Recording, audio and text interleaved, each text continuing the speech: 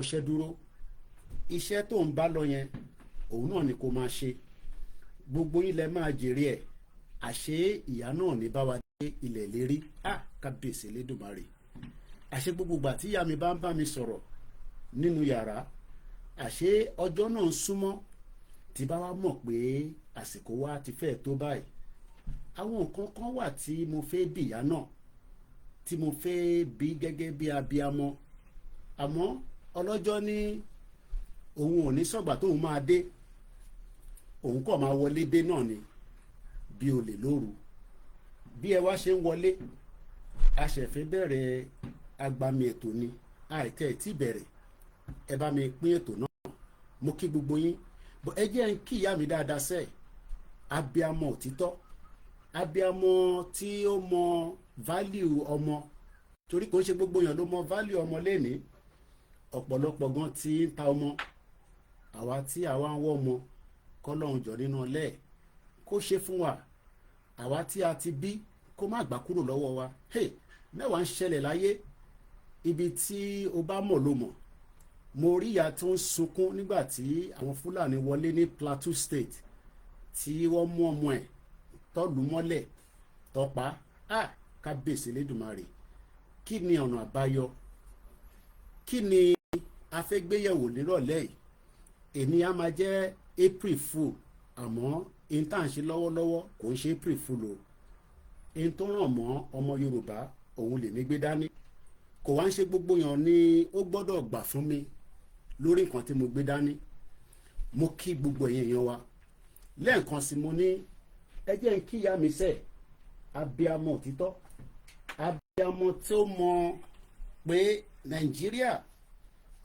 ọ̀nà àbáyọ tí kò ní jẹ́ kí àwọn ọmọ ẹ̀ káwọn náà lè lo àlùyọ láyé ló ṣe kó wa jáde ló di èrò United Kingdom lẹ́ni èmi náà dẹni tó ń gbé ní UK kábíyèsí Elédùmarè ọ̀pọ̀lọpọ̀ èèyàn náà ni ó wù pé kó gbé nílùú yìí èmi àwa máa sọ fún gbogbo èèyàn pé má jẹ́ kẹ́nì kankan sọ fún ẹ Istanbul lélẹ̀ nínú òtútù alájà nínú òtútù biribiri àbẹ́ẹ̀rí ìyá náà torí mo dá mọ́tò yẹn mọ̀ ó like travelling kò sẹ́ni ọdún wo ló yẹ lé picture it was Saturday 12/2022 àṣẹ ọjọ́ náà súnmọ́ tó bá wá sọ pé ìyá náà máa kú ní last year November a máa jẹ́ nǹkan tí a sì máa yà mí lẹ́nu nítorí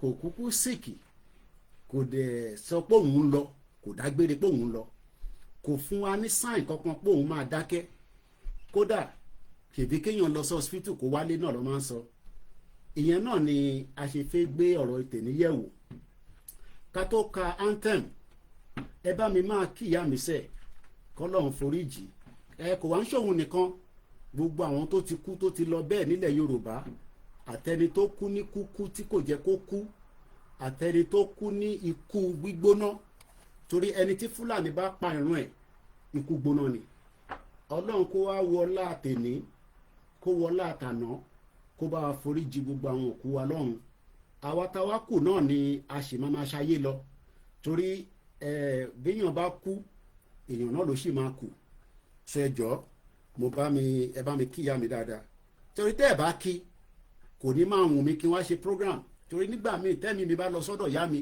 màá kọ́ wò pé kí ni nǹkan ti fẹ́ wá sọ tẹ́ ẹ̀ tí gbọ́ rí kí ni nǹkan tí mo tún fẹ́ mú wá fún yín tí kò tí ì ṣẹlẹ̀ rí bọ̀ nítorí pé ìyá yìí ní o gbọ́dọ̀ give up nígbà táwọn wà nínú COVID tí a ṣe ọ̀pọ̀lọpọ̀ ẹ bá mi kí Omita Couture òun náà ló bá wa ṣe gbogbo tí a wọ̀ níjọ́ náà lọ́hùn Omita Couture ìyá náà like travelling Turkey lélẹ̀ ní 2017 kábíyèsí Elédùmarè yẹn mo ṣe máa ń sọ fáwọn èèyàn pé travelling is the best exposure tó bá ń travel dáadáa tó ń rìnrìn àjò léraléra wàá mọ̀ pé travelling òun ni tó lè jẹ́ kí ẹ̀mí ẹ̀ mọ̀ pé nǹkan kan right kó tó bí mi ní 1978 nìyá mi ti ń travel ó dẹ̀ travel títí tó fi jáde láyé kàtà tẹ̀ ń wò tó ń jagun lọ́wọ́lọ́wọ́ báyìí ìyá mi wà bẹ́ẹ̀ ní October last year Dubai tí wọ́n ń jagun lọ́wọ́lọ́wọ́ báyìí ìyá mi wà ń bẹ́ẹ̀ ní last year, so mo wá dúpẹ́ fún ìyá náà.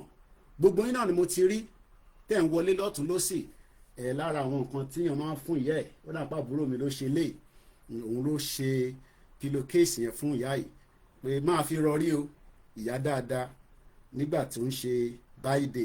Alájà àbẹ́rẹ́ ríran a ní one life ni one life náà nílé ayé, kò sẹ́ni tó wá tó ní lọ.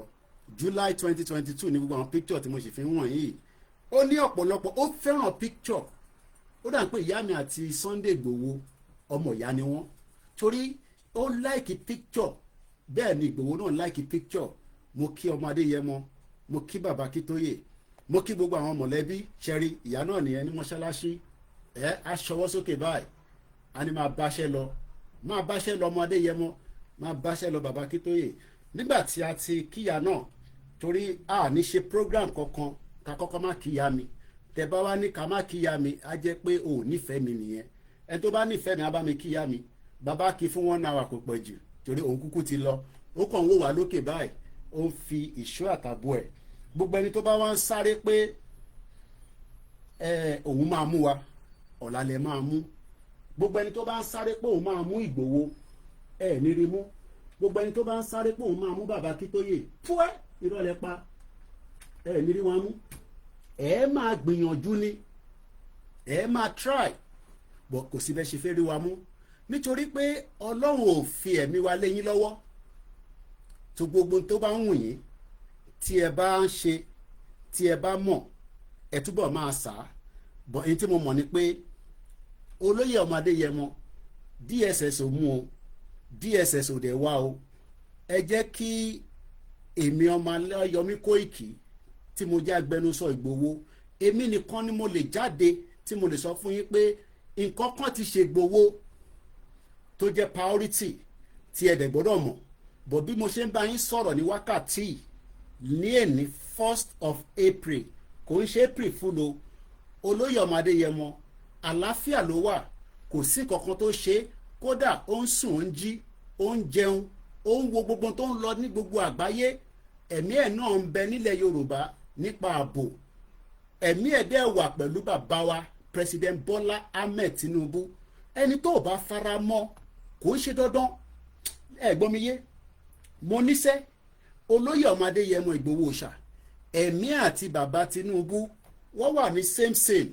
Bọ̀ ṣé bí ẹ̀mí àti bàbá Tinubu ṣe wà, ṣé bẹ́ẹ̀ náà ló ṣe máa wà pẹ̀lú Atiku àti Peter Obi?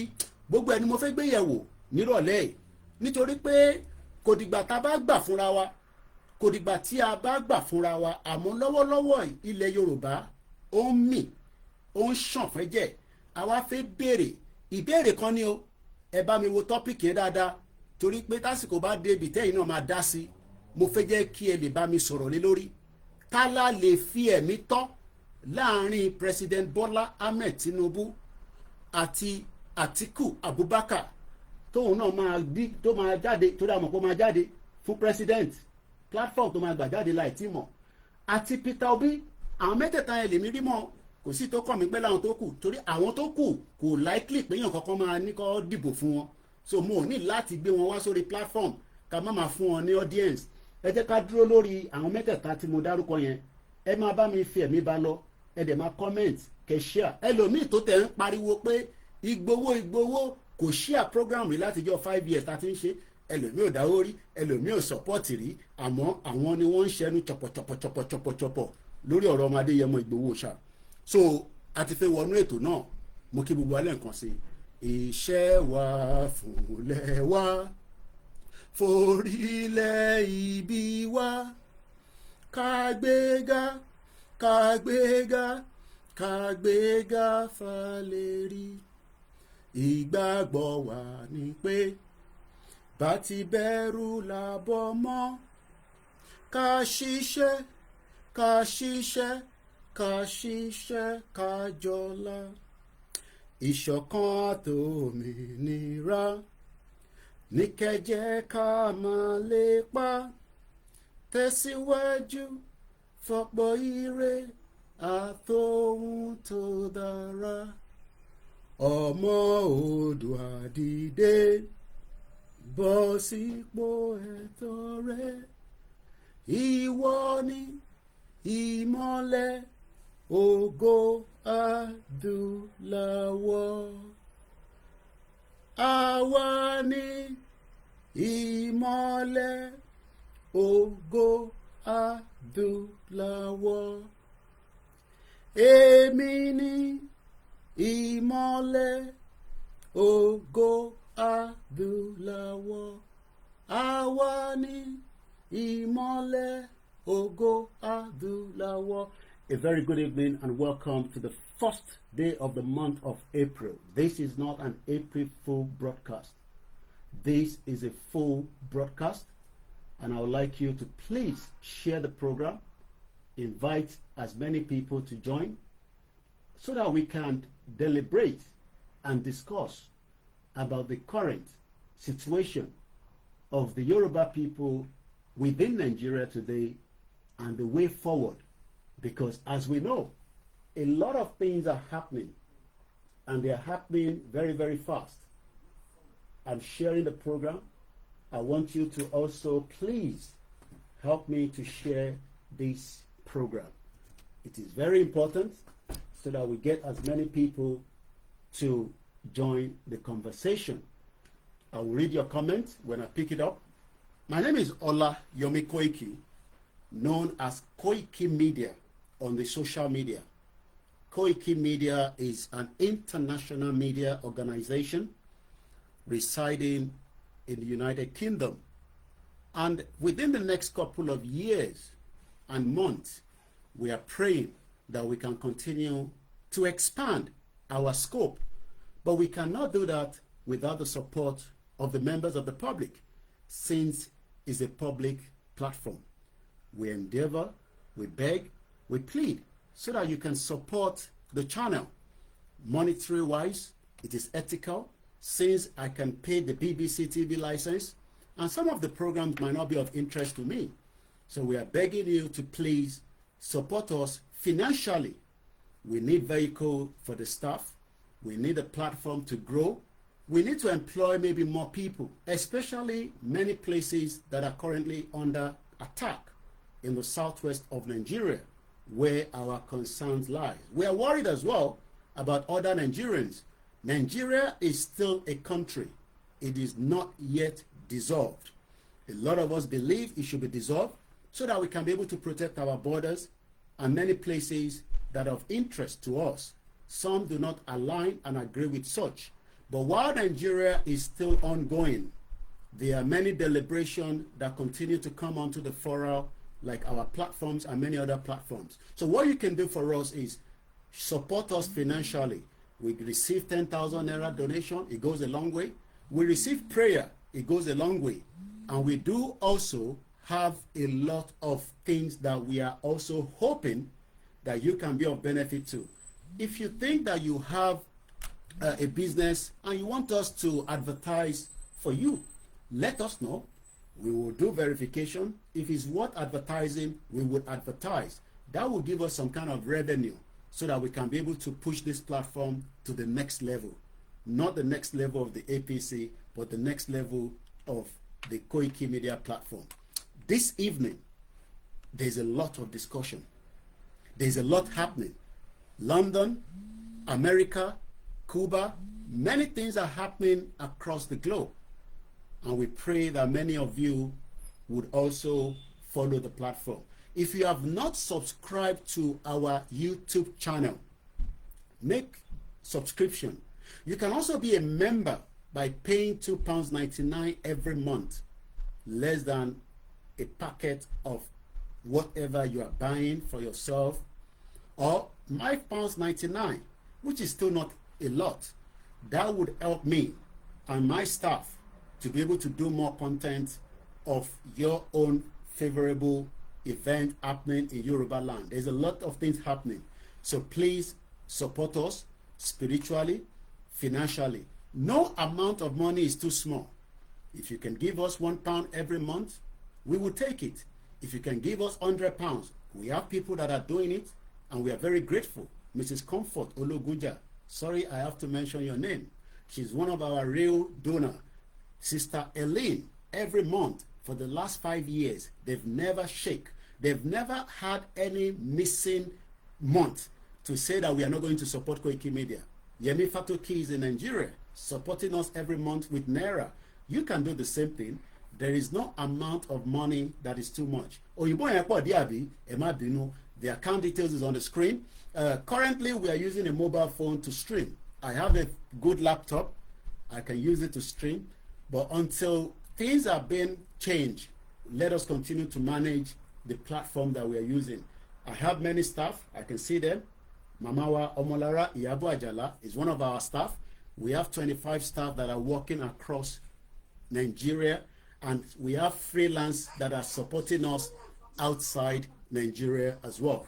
So this has always been my sitting for the last many years. I'm back again, and we're grateful to the family that have endured the pain of me coming out to disrupt their evening, and my wives. It's a very difficult one. Once again, I pray to my late mother.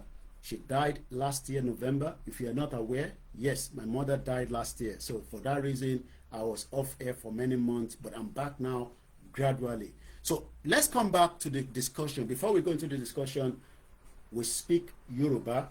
I speak English. Do not tell me, Maso Yibu, Yoruba Nikoso. These platforms engage everybody. You will have the privilege to speak at some point if I think it is worthy for you to join the conversation. I am not the spokesman for the Biafra. Biafra and Yoruba are two different people. I mean the Igbos and the Yorubas. You don't have to align and agree with what Igbowo is doing. That is our problem, not your problem. If you think what Igbowo is doing is not good for you, you can go to your river, jump there, and whatever happened to you. Because Igbowo is not fighting for Biafra. Igbowo is not asking for Biafra land. Igbowo is asking for the insecurity in Yoruba land. And he has the right, under anything, to change his mind, to say, security is more important. Let me protect my people. Let my people be protected. If he says that he doesn't want to do Yoruba nation anymore, it's not your own problem. The Igbo people I'm talking to now, this will not be your problem. It is not your problem. Okay? So all this you're crying about Igbowo and Nnamdi Kanu, they are two different people. They are two different people. Yes, I have my heart in my chest to say it. Igbowo is fighting for the Yoruba people. Nnamdi Kanu is fighting for his own people. They can fight anyhow. So if you like, cry from now to thy kingdom come. Okay? We care less. If you like, cry from now to thy kingdom come. Please share the program. I'm starting the Twitter space as well.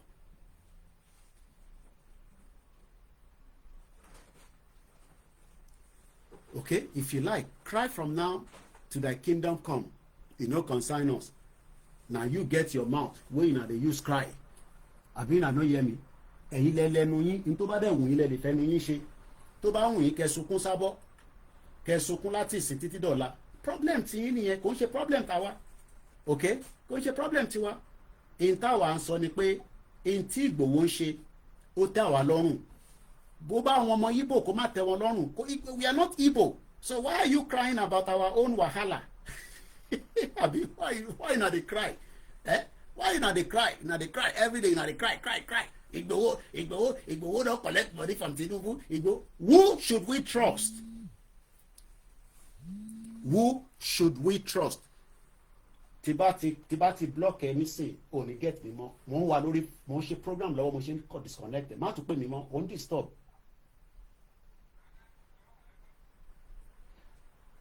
Àbọ̀rọ̀bọ̀ yẹn ní sè. So, Igboho is a trusted man for Yoruba people. We are pleased with that. Inú wa dùn sọ̀rọ̀ Igboho. Inú wa ó dùn sọ̀rọ̀ Igboho. Ẹni tí inú ọba dùn tó bá jẹ́ ọmọ Yorùbá, bó bá wọ̀n kó lọ parẹ́, problem tí ẹni yẹn. Bó bá wọ̀n kó lọ já sómi odò Badagry, problem tí ẹni yẹn. In tí Igboho ń ṣe lọ́wọ́lọ́wọ́, ó tẹ́ wa lọ́rùn. Inú wa dùn sí. We are happy and he has our support. Igboho has the support of Baba Akintoye.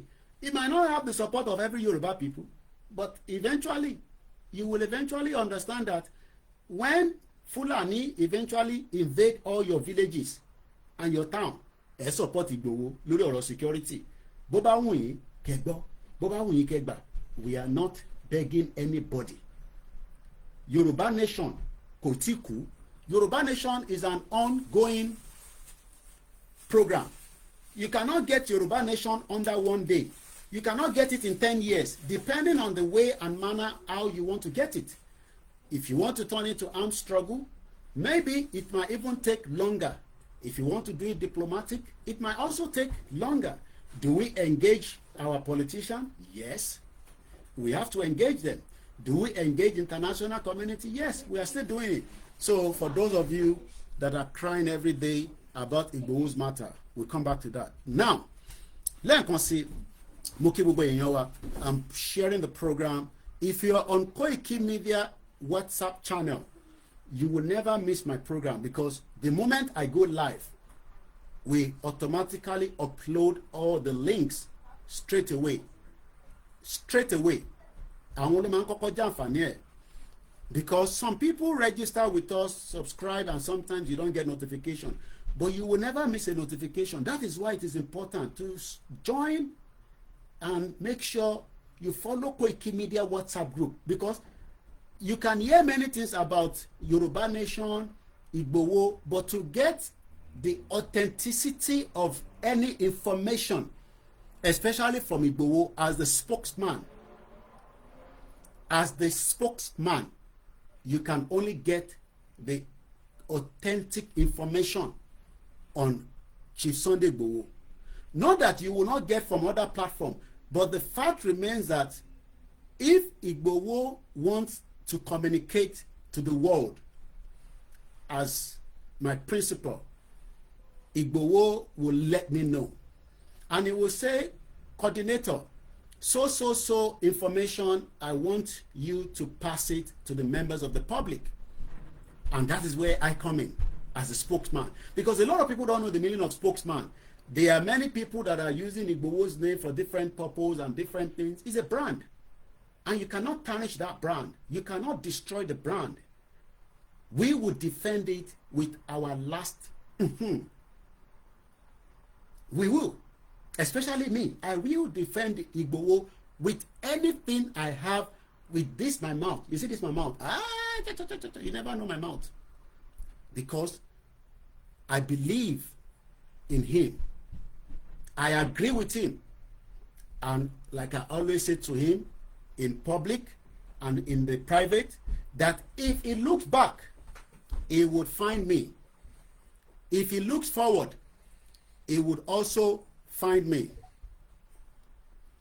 And this is where I always say, Igboho, ma ba ṣe lọ. Igboho, ma ba ṣe lọ. Ẹ bá mi gbé wákà yẹn sókè. Ta ló fẹ́ bá mi gbé sókè? Ta ló ní ohun tó dá? Kí a jọ gbé sókè ní kíákíá ká tó bẹ̀rẹ̀ ètò lórí TikTok, kí n gbé yín wọlé. Ta ló ní ohun tó dá tó fẹ́ ká jọ gbé ohun ká jọ gbé lọ sókè? Èní ni ọjọ́ kan, kí ló ń pè lọ, the first day, ara tá a fi gbọ́ Yorùbá dáadáa náà nìyẹn. Gbọ́ Yorùbá mọ́ àti jẹ bọ́gà àti jẹ gbogbo. Anyway, èní ni the first day of April, oṣù kẹrin ọdún 2026. Igboho máa báṣẹ́ ẹ lọ. Igboho máa báṣẹ́ ẹ lọ. Iṣẹ́ ẹ máa ń tẹ́ wa lọ́rùn. Igboho máa báṣẹ́ ẹ lọ. Ọmọ Adéyẹmọ máa báṣẹ́ ẹ lọ. Olóyè máa báṣẹ́ ẹ lọ. CSI máa báṣẹ́ ẹ lọ. Iṣẹ́ rẹ̀ máa ń tẹ́ wa lọ́rùn. Igboho máa báṣẹ́ ẹ lọ. Igboho máa báṣẹ́ ẹ lọ. Igboho máa báṣẹ́ ẹ lọ. Iṣẹ́ rẹ̀ máa ń tẹ́ wa lọ́rùn. Igboho máa báṣẹ́ ẹ lọ. Ọmọ Adéyẹmọ, Igboho máa báṣẹ́ ẹ lọ. Igboho máa báṣẹ́ ẹ lọ. Iṣẹ́ rẹ̀ máa ń tẹ́ wa lọ́rùn. Igboho máa báṣẹ́ ẹ lọ. Igboho òòṣà máa báṣẹ́ ẹ lọ. Ìgbòho máa báṣẹ́ ẹ lọ, ẹ bá gbóhùn sókè. Iṣẹ́ rẹ̀ máa ń tẹ́ wa lọ́rùn. Ìgbòho máa báṣẹ́ ẹ lọ. Ìgbòho máa báṣẹ́ ẹ lọ. Àjọ máa fọhùn yẹn sí ní eléyìí tẹ̀ mute ẹ̀ rẹ́dì nìyẹn. Adíkájọ máa gbóhùn sókè ẹ̀ tún mute ara yín mọ́lẹ̀. Ẹni tó máa ráyè láfẹ́ kẹ́ bá wa gbó wákà yẹn sókè. Ìgbòho máa báṣẹ́ ẹ lọ. Ìgbòho máa báṣẹ́ ẹ lọ. Iṣẹ́ rẹ̀ máa ń tẹ́ wa lọ́rùn. Ìgbòho máa báṣẹ́ ẹ lọ. Ìgbòho máa báṣẹ́ ẹ lọ. Ìgbòho máa báṣẹ́ ẹ lọ. Iṣẹ́ rẹ̀ máa ń tẹ́ wa lọ́rùn. Ìgbòho máa báṣẹ́ ẹ lọ. Ìgbòho máa báṣẹ́ ẹ lọ. Ẹnìkejì tó wọlé ó yà fẹ́ gbóhùn yẹn bá gbóhùn sókè ẹ bá gbé wákàtí sókè.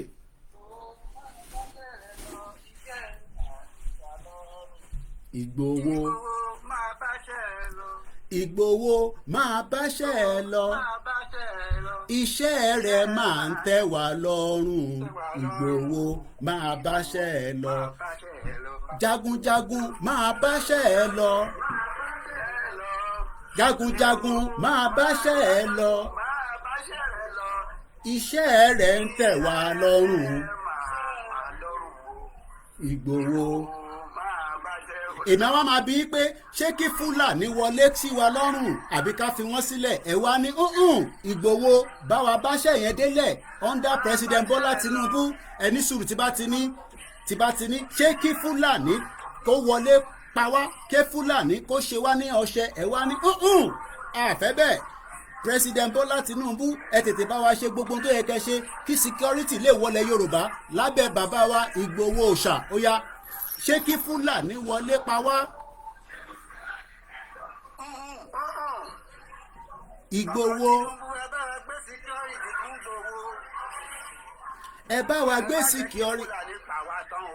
Ìgbòho máa báṣẹ́ ẹ lọ. Ìgbòho máa báṣẹ́ ẹ lọ. Ìgbòho máa báṣẹ́ ẹ lọ.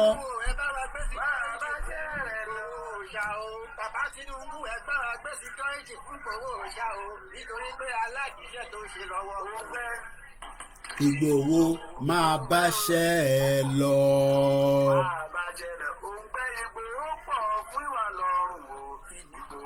Máa báṣẹ́ ẹ lọ. Tó àdúpẹ́ fáwọn tí wọ́n ti darapọ̀ mọ́ wa a ti wọnú ètò náà nìyẹn ní kíákíá ká tó tẹ̀síwájú ẹ̀yin tí ẹ wà lórí Twitter space ká fún yín láyè láàrin Ìgbòho láàrin President Tinubu Atiku àti Peter Obi ta ni ọmọ Yorùbá lè fọkàn tán lórí ọ̀rọ̀ abolẹ Yorùbá bí nǹkan ṣe ń lọ lọ́wọ́lọ́wọ́ torí 2027 ló ń súnmọ́ bọ̀ báyìí bá fẹ́ bá kọ̀ wọ́n máa dìbò bọ́ọ̀dì ìbò èèyàn kan máa wọlé ọ̀nà méjì ni bọ̀ lórí ọ̀rọ̀ ilẹ̀ Yorùbá tí àwa ń pè fún ní ààbò àti Yorùbá nation bọ̀ ààbò yẹn ó wà important self determination wà important tá la lè bá negotiate tí a lè bá jókòó lórí round table ká má fi pé nítorí ọmọ Yorùbá ni President Tinubu lọ́wọ́lọ́wọ́ ẹ jẹ́ ká kọ́kọ́ lọ sọ́dọ̀ bàbá wa lókè bàbá wa ajagun bí ẹyẹ ẹ bá gbóhùn sókè sà what do you want to eat can you plug the water yẹ mò ń gbọ́ bàbá wa ajagun ẹ gbóhùn sókè.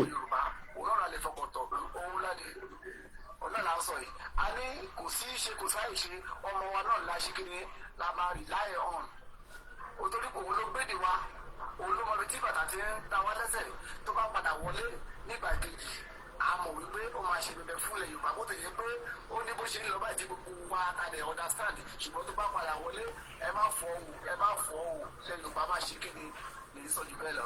Ọ̀dà mò ń bọ̀ ẹ jẹ́ ká lọ sọ́dọ̀ ẹ bá mú ìpínlẹ̀ bàbá wa simple dat lórí President Bola Tinubu Peter Obi Atiku Abubakar ta ni ọmọ Yorùbá lè bá jókòó láti negotiate in tó ń ṣe wá lọ́wọ́lọ́wọ́ in tó ń ṣe wá pọ̀ security number one self determination ilẹ̀ Yorùbá ó jẹ wá lógún ibi tó kù kò ṣe pé kò jẹ́ wá lógún but àkọ́kọ́ gbọ́dọ̀ fẹ́ràn ara wa ká tó fẹ́ràn ará àta torí ará àta ta fẹ́ràn lọ wọlé sí wa lára tó ń ṣe jàǹbá fún wa lóríṣiríṣi ọ̀nà wọ́n ń ṣe jàǹbá fún àwọn tó ń gbé oògùn olóró tó fi ń ṣe medicine fake product ìyẹn wà ń bẹ̀ àwọn fúlàní tó ń jí wa gbé ìyẹn wà ń bẹ̀ àwọn tó fẹ́ gbalẹ̀ agenda oríṣiríṣi tálá lè jọ jókòó láti jọ sọ̀rọ̀ ní kò ń ṣe torí ẹ̀yà wa láàrin àwọn mẹ́tẹ̀ẹ̀ta torí ẹ̀yà mẹ́ta yẹn Ìgbò Yorùbá àti Fúlàní àlèkà Àtíkù gẹ́gẹ́ bí ọmọ Haúsá ẹ bá gbóhùn sókè sá.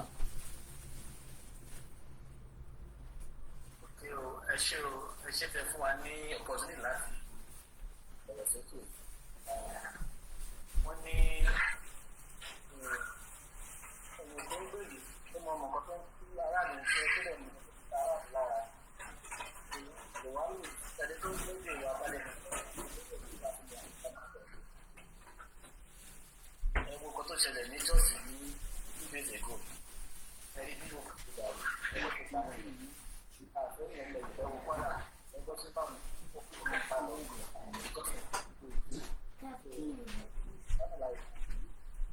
àmọ́ tábà ń tẹ̀lé bàbá tí yorùbá náà kí wọ́n try kọ́ bá àwọn ọba kan ní ìtọ́ka wọn náà ṣe fún yorùbá ẹgbẹ́ ara wa ó ṣe orí bá kan èmi tẹ̀ ń wò yín fún bàbá tèmi wọ́n kọ́ ló sẹ́kọ̀ọ́ wọ́n kọ́ òwúrò ó lè gbalẹ̀ bàbá tèmi lè fi pa wọ́n tó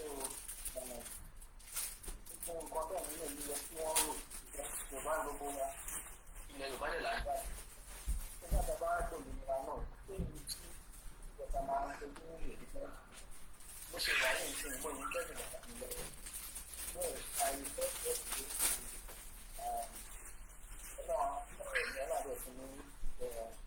ipá àti ìmọ̀ ń ṣe ẹ̀rọ àti ní ìgbà tó máa lò láti lè ṣe ara wọ́n ṣe nípa ìwọ̀ ìtọ́ tó ní pé tí òbí lò bá la aláǹgbá òdì wọ̀ ẹ̀rí nípa kan wà ní Yorùbá tẹ́lẹ̀ pé àwọn náà tún gbà wọ̀. Nínú afẹ́fẹ́ tó dájú nílẹ̀ Yorùbá òun ni ọba tó ṣẹ̀jẹ̀ lówó òròṣòkè ní Lagos State ọba ní dájú gan. Ṣé kò tẹ́lẹ̀ pé bàbá tèmi sáàfù níjọba Èkó títọ́ ní gbàgbà tó fún wípé wọ́n rí ìdáyà orí ibẹ̀ kọ́ ní bàbá wọn bá tí bàbá rẹ̀ ti ṣe lẹ́ẹ̀kí káwọn máa fi jẹun lọ́jọ́ alẹ́ àwọn oúnjọba òwúrò títí láti ẹgbẹ́jọ́ kan ó dẹ̀ gbé búdò sàwà láì fún wọn ní ìlú láì fún wọn lẹ́yìn tí bàbá sùn lọ́wọ́ wọ́n ti tí àgbà sì bá bàbá nínú ìtọ́sùn lọ́wọ́ tí àgbà sì ẹ̀rọ pàpà náà wà gbẹ̀mí bàbá yẹn lọ́wọ́ lásán.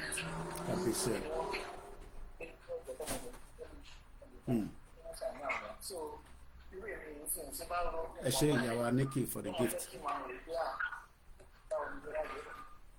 tó bá gba òmìnira Yorùbá ṣé bí àwọn ọba bí àwọn tó bẹ́sẹ̀ wà máa fi wò àwọn àpapọ̀ sí Ọlọ́run nígbà tá à ń ṣe ara àti Yorùbá náà ní gbogbo wa kí ni kónú ẹ̀rọ bí wọ́n sí ọmọ ìlú ìpínlẹ̀ àwọn náà kí ló dé. ọ̀dà mo ti fẹ́ ká debate intan sọ ẹni sùúrù intan sọ yẹn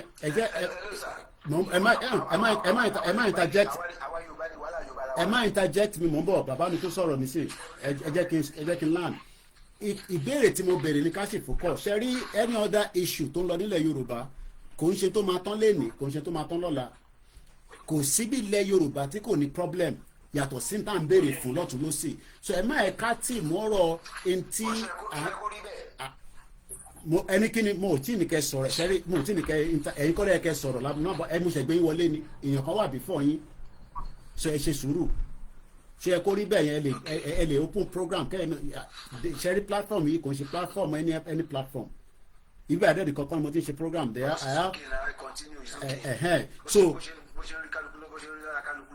ìbéèrè tí mò ń béèrè ká focus lé lórí nǹkan mẹ́ta ni Peter Obi President Tinubu àti Atiku ta ni a lè jókòó negotiate because kò síbì kan láyé níbi tí ayédélé ni kò sí nǹkan tó ń bọ̀ lókè tílé ọgbà there will have to be negotiation at some point ta la lè negotiate pẹ̀lú because tí Peter Obi bá wọlé ní next year ṣá lè bá negotiate ìbéèrè ṣé bí Atiku bá wọlé ṣá lè bá negotiate Tinubu ṣì wà níbẹ̀ nísìn à negotiate lọ́wọ́ because ara security tí a fẹ́ gbà ara negotiation náà ni whether you give thing for one thing is still part of the negotiation. màá tún bí ilé ẹ̀kan sí between the three of them as things stand right now in Nigeria ta lọmọ Yorùbá tí bá ní Yorùbá gbogbo wa ta la lè bá jókòó tó máa gbọ́ nǹkan ta fẹ́ moving the southwest part of Nigeria whether we are still going to be in Nigeria or we are going to be out of Nigeria. Ìbéèrè tí mo fẹ́ mọ̀ nìyẹn ká tó lọ sọ́dọ̀ easy dollar torí àsìkò torí mo ti present rárá mo kàn ṣe fún iláyè ní ẹ kí kọ́kọ́ present kẹ́ tó máa sọ̀rọ̀ ni but torí ta ti kọ́kọ́ kí Ìgbòho lè ṣe láǹfààní báyìí ẹ yẹ gbóhùn sókè.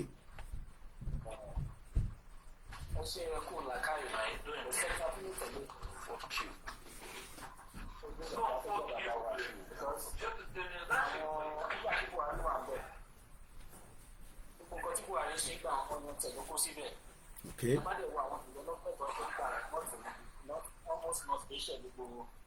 The larger part of development. Okay.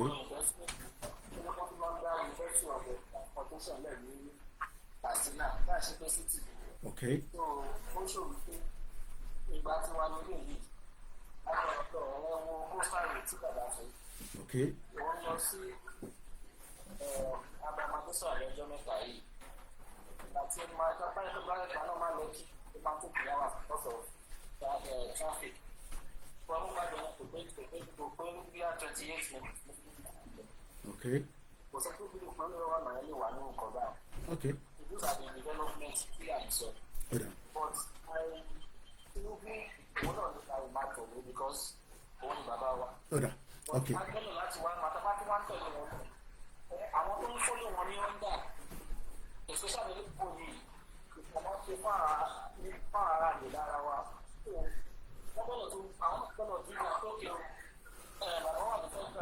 Àwọn tó wà state yìí because federal number one. Okay, so àwọn tó wà ní state náà ní responsibility ọ̀dà mò ń bọ̀ lọ́dọ̀ yín ẹ jẹ́ ká lọ sọ́dọ̀ easy dollar ká tó wá padà sókè Mr. Oyeni ẹ bá mute mọ́lẹ̀ tásìkò bá tó a máa pè yín easy dollar tẹ bá ṣe ń gbọ́ wa ẹ ti gbọ́ ìbéèrè yẹn ẹ bá wa dáhùn.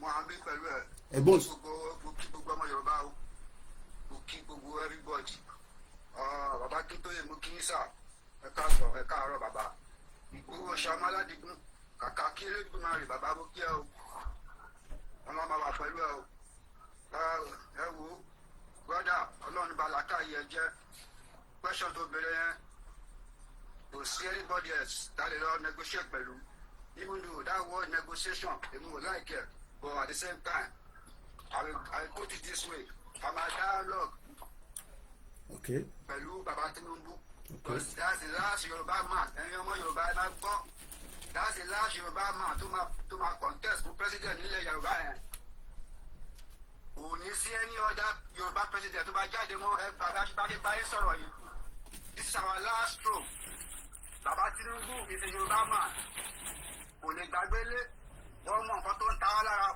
It's too much killings in that Nigeria. Too much killings, too much kidnapping. Baba Tinubu, we need our security in that Yoruba land. So, therefore, we need to talk to Igboho, call him to attention, bring him to order. We need the security. Our governors in your election, Baba Tinubu, walk up, gbogbo owó allocation, gbogbo ẹ̀rọ kó jẹ bàbá, they not doing nothing for the citizen. And this man already Ìgbòho ṣàkọlọ ọba kọkọkọkọlọ ọba fáwọn kọkọkọkọlọ ọba ló máa wo máa yẹn. This man say he's ready to flush these people out. Gbòho ṣe everybody ló ń sọ fún Gbòho kó lọ ṣe gbọ́ ló ń ṣe yọ Ọlọ́run ti program ẹ̀ bẹ́ẹ̀ ni ẹ̀yin ọmọ Yorùbá. Ẹ jẹ́ support Ìgbòho. Máa yìí ó ṣe gba freedom ẹ̀ and he's still standing on it. Ìgbésẹ̀ Yorùbá láti dá dúró. We need our security. Without anything, without this security, lè lọ bí kọ́kọ́. So, ẹjọ́, ibi tí Ìgbòho bá ń lọ ni à ń lọ. Ìwọ tó bá jẹ́ pé true fans of Ìgbòho, that man know what he's doing. Ẹni kò kàwé, ó dẹ̀ sọ̀rọ̀ security. Gbogbo alánẹ́pọ̀ lẹ́yìn dì náà. He's not the only man in that nílẹ̀ Yorùbá yẹn. Alágbára pọ̀ gan, but they not coming out. So ẹni tó bá jáde síta tó ní kó fẹ́ secure ilẹ̀ Yorùbá, let us support him. Atiku ò ní fún wa ní security o ẹ̀yọ́ ọmọ Yorùbá. Òbí ilẹ̀ Igbo ló ń jà fún. Kò ní support Yorùbá o. It's not ready to give us any security tó bá wọlé. Ẹ gbàgbé ẹ̀. Atiku ọmọ Fúlàní àbí ọmọ Yàbọ̀ àwọn Hausa oní. Kò sí kan tó kọ́ pẹ̀lú ilẹ̀ Yorùbá. Bàbá Tinubu ló wà ń bẹ̀ right now. Òun nìkan ni the last straw dání kálíbà dialogue pẹ̀lú. Tó lè ṣe the right thing. Ẹ jọ, we are pleading. Let's support Igboho. That's the only man that can do this job. Mo dúró bẹ́ẹ̀. Ọ̀dà ẹ ṣe gan ni mo dúpẹ́ làkàyè yóò níjọba a máa dọ́pù ẹni tó ti sọ̀rọ̀ so that kí a lè focus. The last person tí ó ṣì wà kó tó di pé màá wá bẹ̀rẹ̀ sí ṣe analysis yẹn ẹ má bínú mo ní láti máa jókòó máa dìde torí breakfast tí mò ń ṣe fáwọn ọmọ mi lọ́wọ́lọ́wọ́. Bàbá Cobra ẹ bá gbóhùn sókè ẹ ti gbọ́ ìbéèrè tí a bi àwọn èèyàn wa wọ́n ní ká má tẹ̀lé negotiation pé dialogue because in life we dialogue kódà ìwà láàrin ìwà àtìyàwó ẹ̀ ń dialogue láàrin àwọn ọmọ àti ọkọ ẹ̀ ń dialogue so dialogue gan ṣẹlẹ̀ láàrin inú ilé wa ṣé àrí dialogue náà ni tabatẹ̀ ní àfẹ́gbà security àfẹ́kúrò ní Nàìjíríà there will have to be some dialogue ẹ bá gbóhùn sókè à ń gbọ́ yín sà.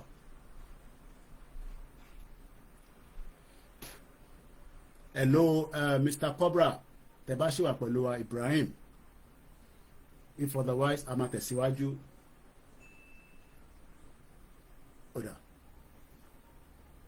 àfihàn sílẹ̀ I will continue the platform and the program but mo rí pé àwọn kan tuntun to send a request ká tún gbé àwọn the next 3 set of people wọlé reason mo ṣe ń gbé wọlé ni pé kí n kàn fi clear in tí mò ń ṣe ní kitchen as soon as ti bá ti clear nílé ìgbéyàn kankan wọlé mọ́ so that màá lè ṣe presentation yẹn as we know it. Baba Banwo àbí Mr. Banwo or whoever is behind that name ẹ bá gbóhùn sókè. Bẹ́ẹ̀ni o èmi bàbá Wembley ẹ kú ṣe ń bẹ̀rẹ̀ o. Mo gbọ́ yín sà.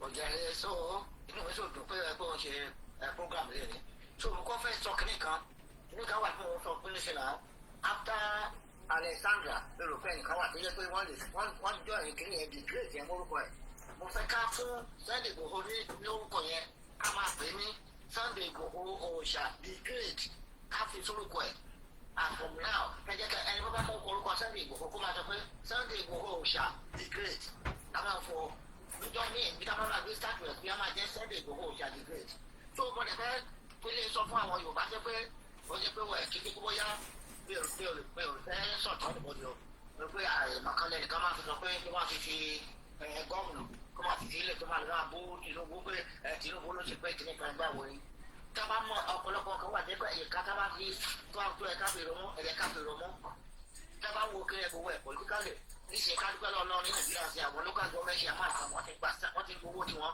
directly from Abuja tó ọ̀pọ̀lọpọ̀ ẹ̀kọ́ tó yẹ kí lọ irú lọ́dọ̀ táwa níbà nǹkan tó yẹ kí lọ bá local government ṣe àmọ́ mi ò lọ bá Sodiq tó jẹ́ mayor of London kí lọ bá kí máa complain fún nǹkan tó yẹ kí n complain fún nípa Sodiq fún mi ò lọ bá sáma nínú pé sáma ni àwọn tó hold the responsibility about the security in Nigeria ní àwọn state governor wọ́n jẹ́ àwọn àti fáyà ọ̀pọ̀lọpọ̀ fún ọláyé jẹ jù wọ́n complain nípa wọn gbogbo ìyẹn ló kọ́ bẹ̀rẹ̀ nípa pé ọba wa kí ló kan ọba pẹ̀lú security ọba kan ní security gan tó àwọn gómìnà gan ló wà àwọn ló gba security board àwọn gan ló yẹ kí wọ́n ṣe ẹ máa gbà àti Akérédolú wà bẹ́ẹ̀ tó bóun ló ṣe anti open grazing àwọn other governors sọ support ẹ̀ ní agbàgbà tó òun ló tún ṣe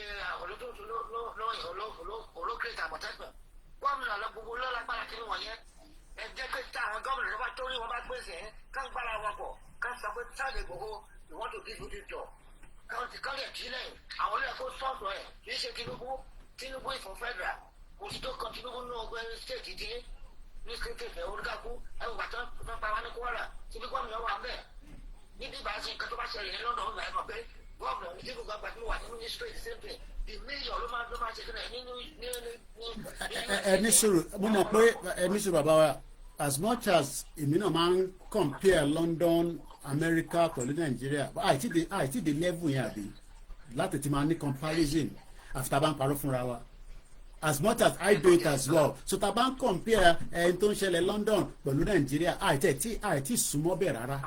So we are looking at the context of Nigeria now. Kàmáàtẹ̀ mú context of outside. Lóòótọ́ mo agree pẹ̀lú yín àwọn state lẹ kó ṣe intern fẹ́ bọ̀ ìbéèrè tí mò ń béèrè mo fẹ́ ká debate kúrò lórí ẹ̀. I know there are other things everybody wants to stay on their mind. Purpose ta fi ń gbé àwọn information yìí wá gbogbo alárí tó ń lọ ní Iran nísìn àti Israel. America fẹ́ wọ́kọ̀ nísìn. It is now affecting the global world. Ìjà tó ń jà yẹn kò ń ṣe ara America nìkan mọ́ nísìn. Epo ti lọ sókè ní bíbá things are going on. So ìbéèrè tí mò ń béèrè pé within the 3 people tó fẹ́ jáde nísìn because whether we like it or not Nigeria ti pín and as long as Nigeria mo kí ọ̀gbẹ́ni Bobby nítorí pé àdárúkọ ẹ̀ òun jẹ́ mẹ́mbà ẹni tó bá show green mẹ́mbà ni àdẹ̀gbọ́dọ̀ kí ẹni tó jẹ́ mẹ́mbà tó ń sanwó every month so kò ṣe pé àfojúpẹ̀yìn tó kù rẹ̀ mo kí ẹ káàbọ̀ sórí ètò so èyí tí mo fẹ́ mọ̀ ni pé Nigeria ò tí dissolve and as long as Nigeria ò tí dissolve there must to be some kind of àwọn kan ní ká má lo the word negotiation dialogue election bọ̀ ó máa ṣiṣẹ́ election máa ó kò ní o èmi kọ́ ni máa sọ ẹ́ mọ́ nísìn because nígbà tèmi ní ká má tẹ̀sẹ̀ election ní 2023 àwọn èèyàn ní ká dìbò so èmi kọ́ ni máa wá jáde nísìnyí máa sọ fún àwọn èèyàn wá dìbò but the fact is election is coming wọ́n á ní láàrin Peter Obi President Bola Tinubu àti Atiku Abubakar ta ni ọmọ Yorùbá lè bá jókòó láti dialogue tó ń ṣe wá insecurity àdẹ̀fẹ́ kúrò ní Nàìjíríà because a ti fẹ́ kúrò ní Nàìjíríà regardless of whether we like it or not àwọn kan dẹ̀ fẹ́ restructure so tala lè bá dialogue Nàìjíríà máa work kò ní work yẹn àwa ti mọ̀ pé kò lè work ẹni tó bá ṣì ní Nàìjíríà máa work òun wà lọ́nà that world entirely the country is not gonna work àfi tá a bá ń parọ́ fúnra wa màá tún bí ilé nǹkan sísà tala lè bá jókòó ìpàdé tó dẹ̀ máa gbọ́ wa sétí dáadáa fún demand wa because Scotland wọ́n sì ń gbọ́ nǹkan tí Scotland fẹ́ even though wọ́n ní kọ́ fáwọn ní second referendum ní sèwọ̀tí fún wọn kò mí pé wọ́n ọ̀gbọ́n tó ń fẹ́ yẹn wọ́n ọkọ̀ tí ì dá wọn lóhùn ni láti lè sọ pé a máa fún yín ní second referendum bó ṣe fún wọn ní 2014 ẹ bá mi dáhùn sá. ok nǹkan tí a ń tó yẹ ká bá negotiate wà lẹ́ni tó wà ń bẹ̀ ẹni ká bá sùn kì í la máa ń jorun pálù. Tinubu la máa bá negotiate ìjàpọ̀ yẹn àwọn others àwọn Atiku àtàwọn òbí wọn yẹn Nàìjíríà làwọn ẹ̀jẹ̀ fún náà kọ́ wọ́n ṣe rò pé wọ́n ṣe tún débẹ̀ kan tún Nàìjíríà ṣe.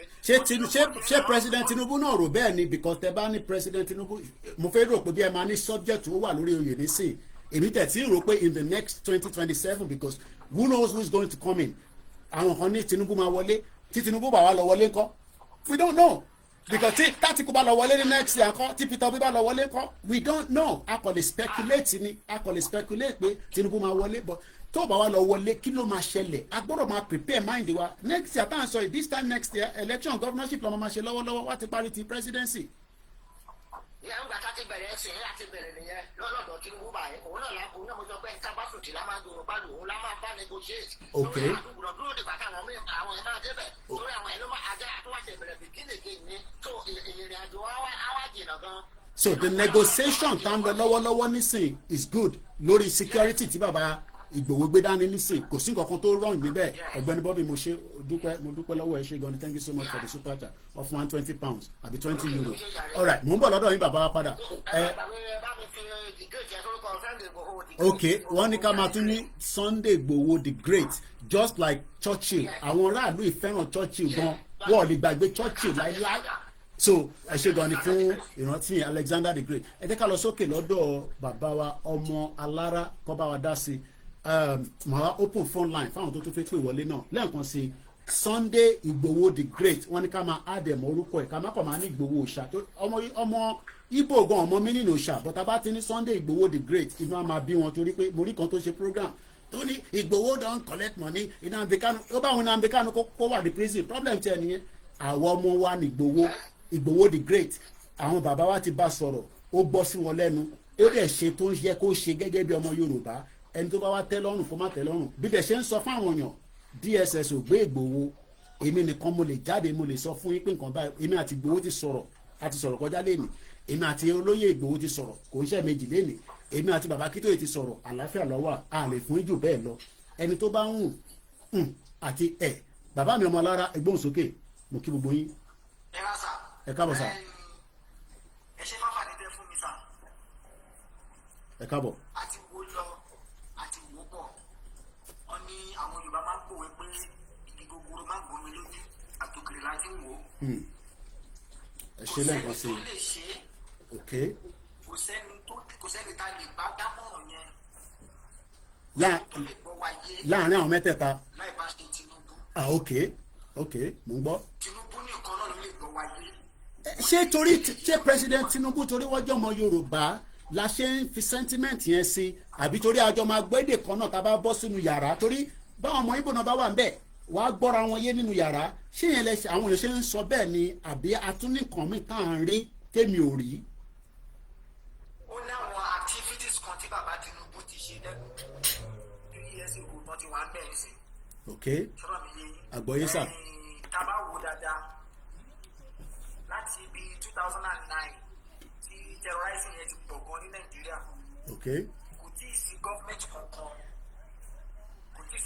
kankan tó gbé Amẹ́ríkà wá sí Nàìjíríà láti wá fojú rí nǹkan tó ṣẹlẹ̀. ok Tinubu nìkan sì ní gọ́ọ̀mẹ̀ntì tó gbé Amẹ́ríkà wá sí Nàìjíríà láti wá kántà terrorism tó ṣẹlẹ̀ ní Nàìjíríà and gbogbo mọ́ activities terrorist tó ṣe lọ sí wọ́n fẹ́ fi dojú ìjọba Tinubu bolẹ̀ ní àwọn ọmọ Yorùbá. please close the water. àwọn ní ká kóra wa pọ̀ alágbàjọ wo ló ṣe sọ́yà. ok tí a bá para wa tàbá síra wa lọ́kàn ká parapọ̀. àní lè fi Tinubu ní second chance. ok Tinubu òun náà la mọ̀ pé ọ̀rọ̀ wa lè yé òun ló lè gbọ́ wa yé Àtíkù ń sẹ́ni tá a bá tẹ̀lé rárá àtọ̀ Àtíkù kò sí nǹkan tó kàn tó bá ti wọlé o kò sí nǹkan tó kàn pẹ̀lú ilẹ̀ Yorùbá o.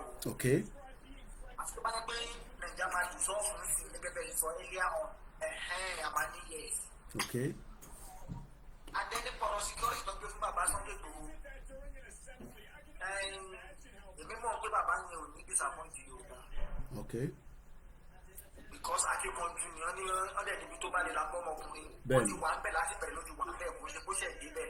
ok ó ti fa owó akọyọ fún wọn ó ti jẹ́ kọ́ mọ̀ pé ní máa pa àwọn èèyàn wá sójú wa. so ti pé bóyá ó wà nínú APC sí yẹn fìlà má jẹ́ kó bàjẹ́ ní Ìgbòho dé gbàgbé nǹkan tó ń ṣe. ok Ìgbòho gbàgbé nǹkan tí wọ́n bẹ̀rẹ̀ wá láti ilẹ̀ wá so èmi dẹ̀ mọ̀ pé wọn ní disappoint ọmọ Yorùbá because tó bá ti ń wojú ara ẹ̀ tó ń gbé gbọ́dọ̀ tó ń wojú ara ẹ̀ all the time tó bá ti ń wo la ẹ̀kẹ́ ẹ̀ bàbá yóò ní disappoint ilẹ̀ Yorùbá rárá tọ́ security yẹn ó máa wà mọ́ tighter. ó máa wà mọ́ tighter. àwọn tá a lè fọkàn tán nìyẹn. ok ọ̀dà ẹ ṣe gan ni bàbá wa mo ti gbọ́ ntẹ́ méjèèjì sọ ó ṣeé ṣe kí a tún jẹ́ kẹ́ wọlé padà torí mo kàn fẹ́ gbọ́ ìtàwọn ìwọ̀n afẹ́ sọ kó tó di pa tẹ̀síwájú mo kí ẹ̀yin tí ẹ ti darapọ̀ mọ́ wa ẹ jẹ́ ká sáré padà sí last year Yorùbá self-determination movement lẹ́tà tá kọ sí President Bola Ahmed Tinubu látara pé a fẹ́ kó bá wa wo èyí tí a gbé dání tó ń pè ní self-determination ọ̀pọ̀lọpọ̀ ní kò likely pé bàbá Tinubu máa rí wò nígbà tá a ṣe ń send lẹ́tà yẹn a send sí Buhari náà mo kí ẹ̀yin tètè darapọ̀ mọ́ wa lẹ́ẹ̀kan sí mo kí ọ̀gbẹ́ni Bobby mẹ́mbà Koikimedia làwọn wọ́n ti wá fún wa ní super chat nírọ̀lẹ́ yìí tí gbogbo wa náà bá ń fúnra wa bẹ́ẹ̀ a máa fi ṣe ọ̀pọ̀lọpọ̀ nǹkan àwọn tí ẹ̀ ń fún náà tó ń ṣe different platforms especially àwọn ọmọ kéékèèké lọ́hùn tẹ bá fáwa náà àwa náà lè máa ṣe ọ̀pọ̀lọpọ̀ bàbá ọ̀gbẹ́ni Bobby ni Tinubu has indeed discovered the secret of the Fulani pé wọ́n ti rí àṣírí àwọn Fulani a máa kọ́kọ́ sọ̀rọ̀ àwọn wo ló ń pè ní Fulani a máa padà síbẹ̀ lẹ́ẹ̀kan sí mo dúpẹ́ lọ gbogbo ẹ̀yin tí ẹ jẹ́ ọ̀jọ̀gbọ́n tẹ́ ti wọlé ẹ̀yin tẹ́ fẹ́ pè ẹ fún wa níwọ̀nba díẹ̀ sí torí à ń rìkọ́ọ̀dì ọ́díò yìí lẹ́ẹ̀kan sí lórí ìkànnì Koikimedia lẹ́wà tẹ́ bá fẹ́ gbọ́ news tó dá mọ́rọ́ ẹ bá lọ sọ́dọ̀ ọ̀gbẹ́ni Bobby kò ṣe pé torí ó wà ń bíbá àwọn náà máa ń ṣe news tó máa ń release ní ó dà ń pa aago 9:00 àbọ̀ àbí aago 10 lálẹ́ ẹ̀ bá ń bẹ̀ bọ́ ọ̀pọ̀lọpọ̀ rántí pé bí mo ṣe sọ Yorùbá nation àwọn kan rò pé jàgídíjàgan ni so bí abẹ́ náà lọ rò pé Ìgbòho máa ṣe jàgídíjàgan lórí ọ̀rọ̀ insecurity tó ń béèrè fún, because expectation ọ̀pọ̀lọpọ̀ ni pé bí olóyè ṣe padà sílé kó tún máa pariwo Yorùbá nation, whereas there are opportunity to dialogue for other things that are affecting we the Yoruba people in the southwest.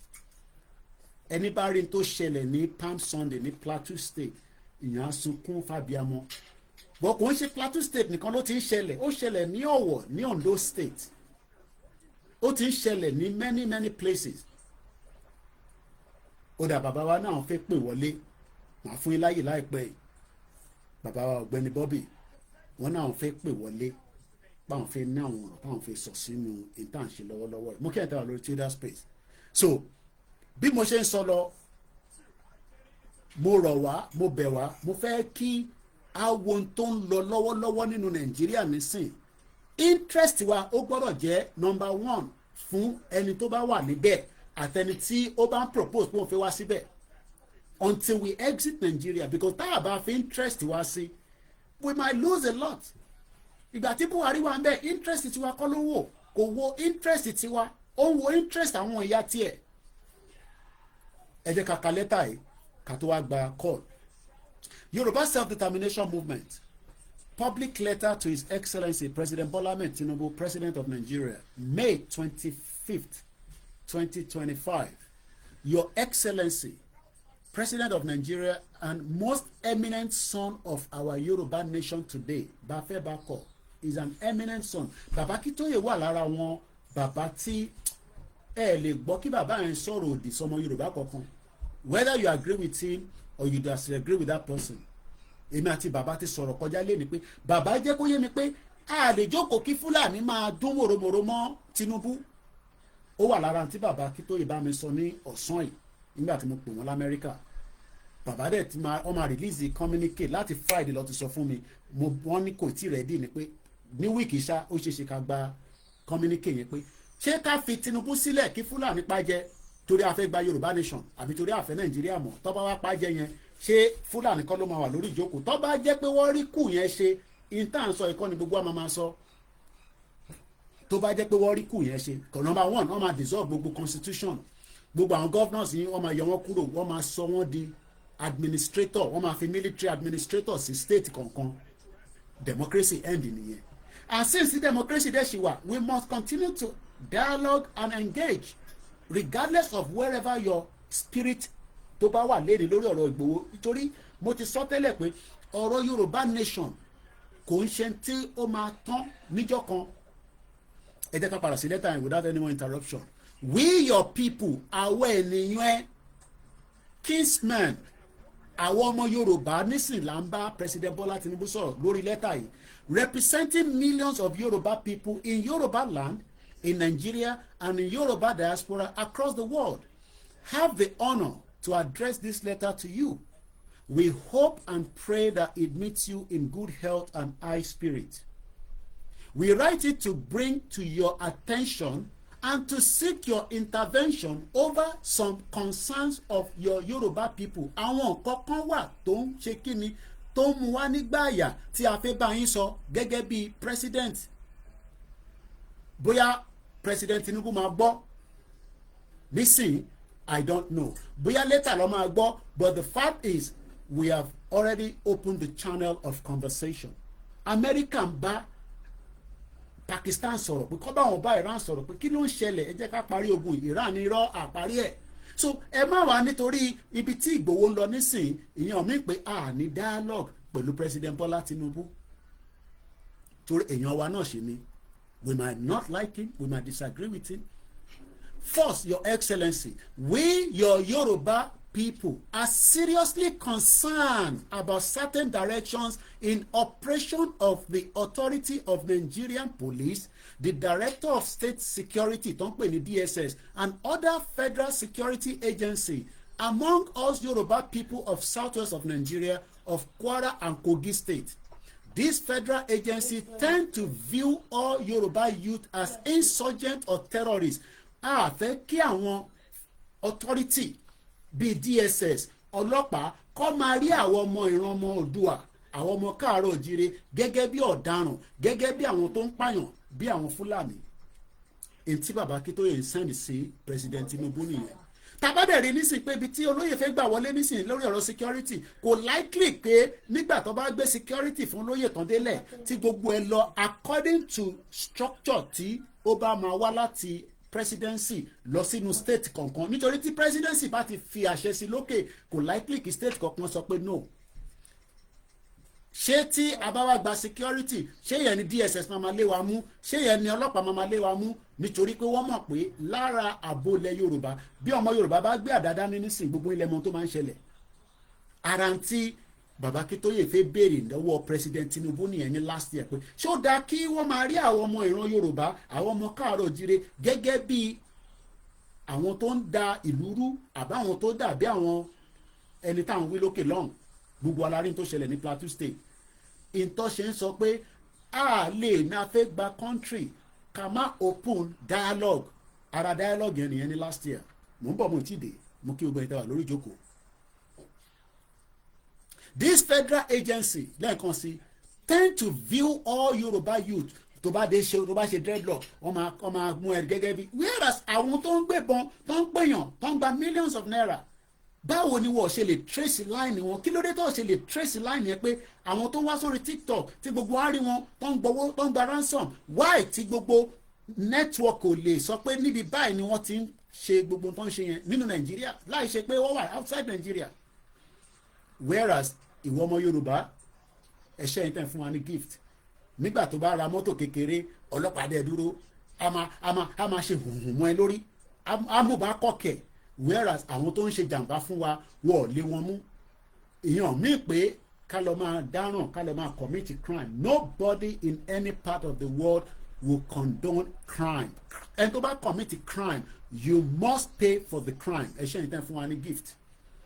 I will not sit here and condone crime because ibi tèmi náà wà tí bá commit crime wọ́n máa ṣe tó yẹ kó ṣe gẹ́gẹ́ bí òfin but òfin ò lè kàn máa wá bá mi nísìnyí pé nítorí pé bí ṣe wọṣọ yìí nísìnyí àbí bí mo ṣe múra bí mo ṣe ṣe kinní kan kọ́ wá categorize mi gẹ́gẹ́ bí terrorist in tí bàbá Akíntóyè ń fight fún nìyẹn ní last year.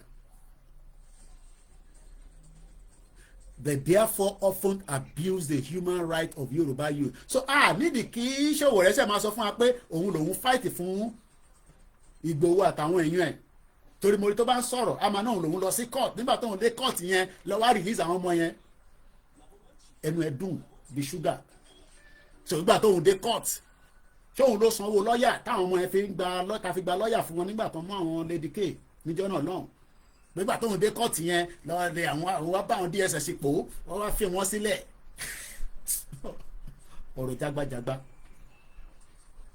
But n tó òye yín ló pọ̀ kò ń ṣe léènì. The same Sowore n tó òye yín ló pọ̀ ni lórí ọ̀rọ̀ ẹ̀ ibẹ̀ kọ́ ni mò ń lọ. They abuse the human right of Yoruba youth by arresting them without just cause, detaining them in police cells, then forcing them to pay money for their release. It is obvious. Bàbá Akíntóyè question ọ̀rọ̀ yìí lórí ọ̀rọ̀ pé àìtí kúrò nínú Nàìjíríà kò jẹ́ kó máa maltreat ọmọ Yorùbá nínú Nàìjíríà. Because àìtí kúrò nínú Nàìjíríà. Bàbá kúrò nínú Nàìjíríà, we don't expect to see all that. Àwa tá jẹ́ foreigner tá à ń gbé nílùú yìí. Wọ́n máa treat wa. I've lived here for 29 good years. Ó máa pé 30 years ní September tí mo wọ United Kingdom. Wọ́n abuse mi rí. Kò mí pé kò sí racism. Kò mí pé kò sí àwọn nǹkan tí ó lè máa bíyàn nú. Bọ̀ lórí pé wọ́n ń ṣe àwọn nǹkan gẹ́gẹ́ bí ẹ̀tọ́ tiwọn náà lórí ìjọba tiwọn fún àwa àjòjì pé a fẹ́ gbé ní bíbáyìí. Àdẹ̀dúpẹ́ pé a ṣì ń gbòòrò sí kọ́lọ́ máa forí jìyà tó bí mi lọ́mọ. Aago 5 àbọ̀ ló fẹ́ lò èyí ní 1st of April 2026 ẹ bá ń gbọ́ wọlé share button mo bẹ̀ yín.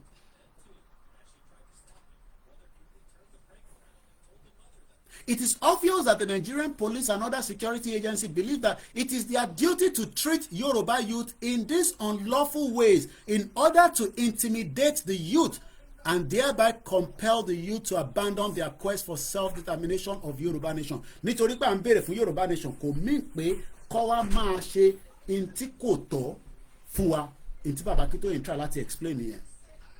The example of this outrage against Yoruba youth are too many to be listed in this short fraternal letter But we assure you, Your Excellency, that these right abuses occur frequently and in all parts of Yoruba land. Àtẹ̀dúpẹ́ pé àrírú ẹ̀ mọ́ nísìn kọ́mọ Yorùbá tó ń pè fún afẹ́dádúró kọ́lọ́pàá máa harass wọn. I think that has reduced drastically after tí bàbá Akíntóyè ti kọ lẹ́tà. Bí ẹ̀yin mọ̀ tí President Tinubu máa sọ fún ọ pé ẹ fà àwọn ọmọ yẹn sílẹ̀, wọ́n ń ṣe Yorùbá nation wọ̀ ọ̀dà lóru, àwọn ò ń ṣe terrorist. Tásìkò bá tó àmọ́ bí a máa bá wọn jókòó bí a ní bá wọn jókòó, a rí pé gbogbo yẹn àwọn yẹn wà nílé tó ń ṣe Yorùbá nation náà tí wọ́n ọ̀dẹ̀ mú wọn, ọlọ́pàá ọ̀dẹ̀ mú wọn, ọlọ́pàá ọ̀dẹ̀ wọn because ẹ̀tọ́ wa ni. The example of this outrage against Yoruba youth are too many to be listed. Your Excellency, that these human rights abuses occur frequently in all parts of Yoruba land. In fact, there have been instances in which the DSS operatives, when they could not find a young man, tó bá ti rí ẹni tó ń wá mú yàwó àbí kọ́ mọ́mọ́, àdúpẹ́ pé gbogbo yẹn ó ti wálẹ̀ díẹ̀. Your Excellency, in your exact position as President of Nigeria and a major factor in today's international order, òfin wà lágbàáyé tó mú Nàìjíríà náà, torí pé òfin tí ó wà lágbàáyé yẹn Nàìjíríà náà sign sí. Maybe a lot of you don't know that. Ó lè má work to some extent, but there are laws that Nigeria have also signed to in the world.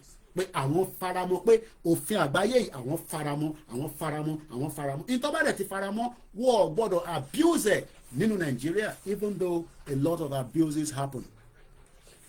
You know well that self-determination is a right, Baba Akíntóyè rán President Tinubu létí, an inalienable right of all indigenous nations of the world. Kí ló ń pè ní indigenous? Ẹ̀yà tó yàtọ̀ sí Igbo, tó yàtọ̀ sí Fúlàní, tó yàtọ̀ sí Haúsá. Kò ní pa ayé tàwọn tó kù. Mo máa pè yín ọ̀gbẹ́ni ẹ ṣe sùúrù fún mi kí n sáré draft lẹ́tà ìtàn délẹ̀ kí n kà délẹ̀.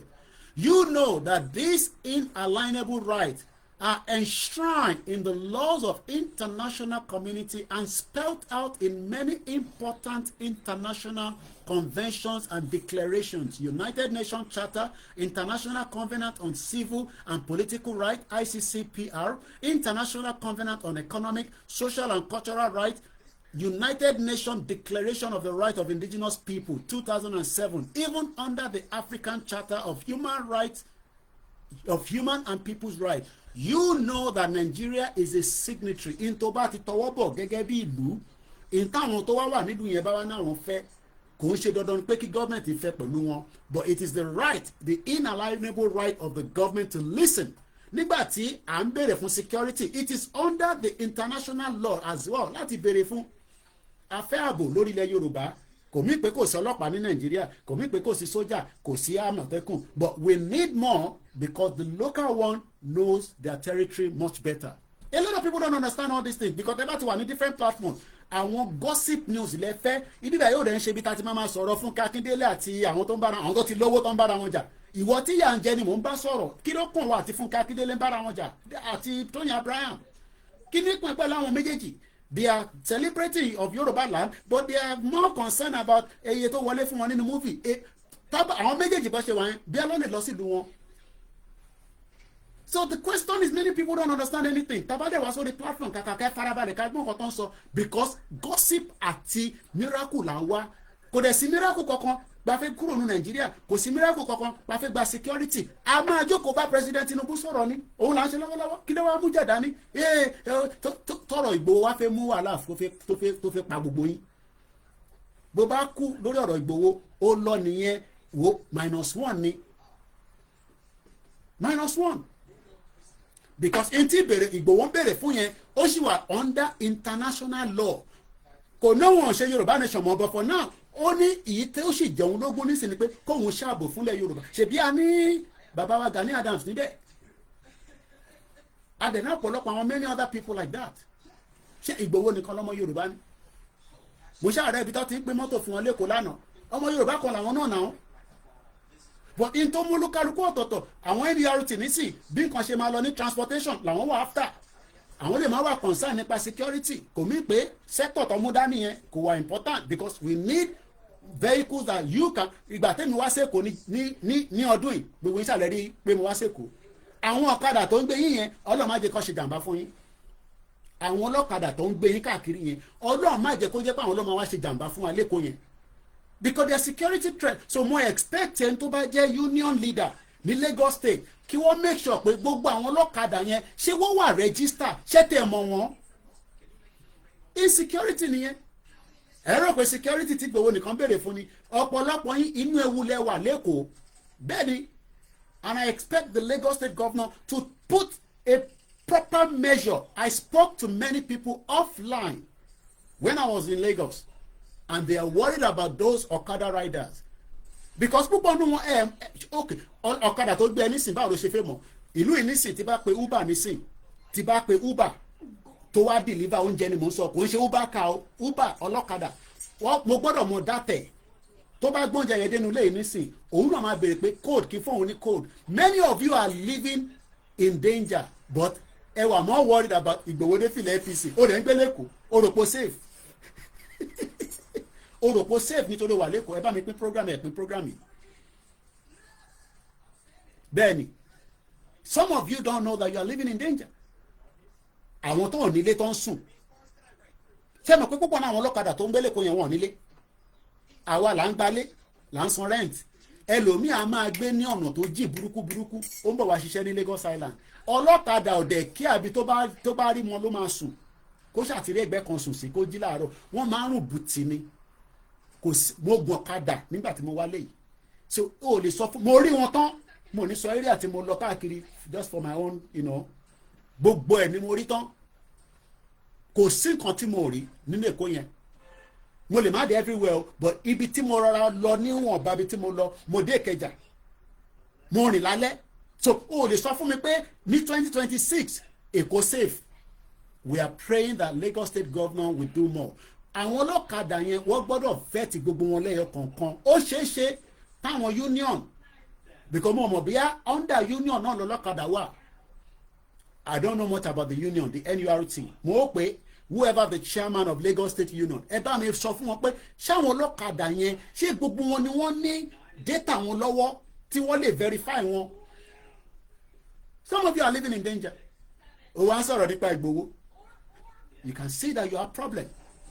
But nítorí pé ẹ ń gbọ́ àgbọ́yé nǹkan ìtẹ́ǹfẹ́ ni no security bike manner Hausa okay ìwọ ló rò bẹ́ẹ̀ àwọn tó tèmi gbé mi kò ń ṣe Hausa Fúlàní wà láàrin wọn kò ń ṣe pé kò sí Hausa láàrin wọn but Fúlàní wà láàrin wọn kódà àwọn tó ń ṣe Hausa Nàìjíríà tó wá láti ìlú míì tó wá hustle ṣèbí èmi náà wá hustle ní London ni báwọn náà ṣe wá hustle lẹ́kọ̀ọ́ nìyẹn Èkó gbàgbàkúgbà ó gbàgbàkúgbà ó gba kí ni mo sọ ó gba ìgbàkúgbà mo ò ní kò sáwúsá tó ń gùn ọ̀kadà bẹ́ẹ̀ ni Ìgbòho the great but we have many of them that cannot lè verify wọn lè verify wọn how do you verify people that you don't know wọn ò ní passport ṣé wọ́n ní driver license tó fi ń gùn ọ̀kadà you are living in danger ṣé wọ́n ní driver license ṣé wọ́n ní driver license tó fi ń gun ọ̀kadà yẹn they play